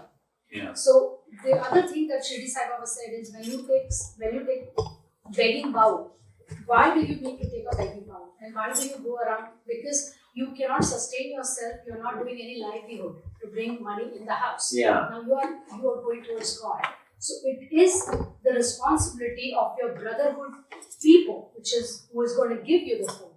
Right. It's a cycle, okay? So when you donate, when your time comes, somebody else will donate it to you. Yeah. And the other thing is when you're cooking, you're killing a lot of insects. So there is a lot of pak, which means there's a lot of karmas that you inherit by killing an animal in small little microbes, insects and stuff, and you're crushing, you're doing stuff, cutting and all that. So you want to get away from that kind of sins. Okay? So when somebody else is doing it, you finish your cycle. Now it's time that they are supposed to come in and take over and give you food. Now that person could be anybody. So when they go through that cycle, God will fetch them. That's how the cycle goes. Yeah. But this usually happens at the end. And yes, langot is basically just have like one piece of cloth that can cover your basic. Yeah.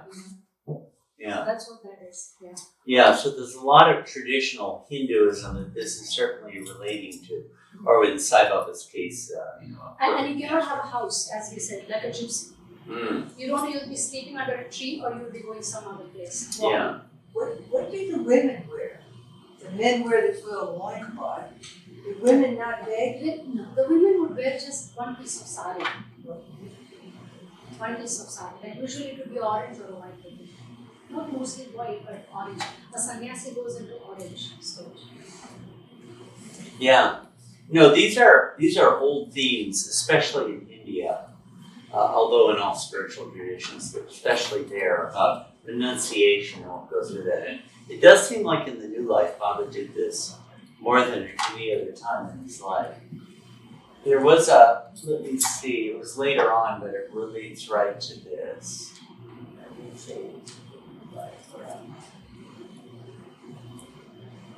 No, it's earlier than this.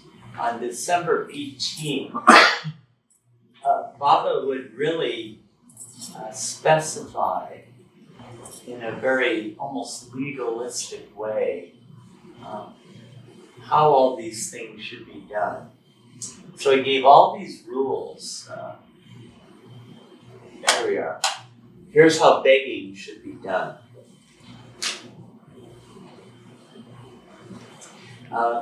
We have to beg for food only from individuals and for the party of 20 members, not for anything else. You can't just go beg for yourself. In begging food, we have to accept anything and everything offered, solid, liquid, cooked, raw, vegetarian, and non-vegetarian. By the way, Baba had different kinds of containers for dry grain or for liquid things or cooked food and stuff like that. He had a whole, I forget what they were. There was a pot and a sack and other things like that, part of their equipment. Begging for food, we can persuade, request, and if necessary, impress by spiritual and moral talks. Isn't that surprising? Yeah. So the spirituality was off limits. Except for begging. Except for begging. Yeah. I guess, there has to be some accommodation to, practical realities. And in India, there was much, especially in those days, there was much more understanding of this kind of thing.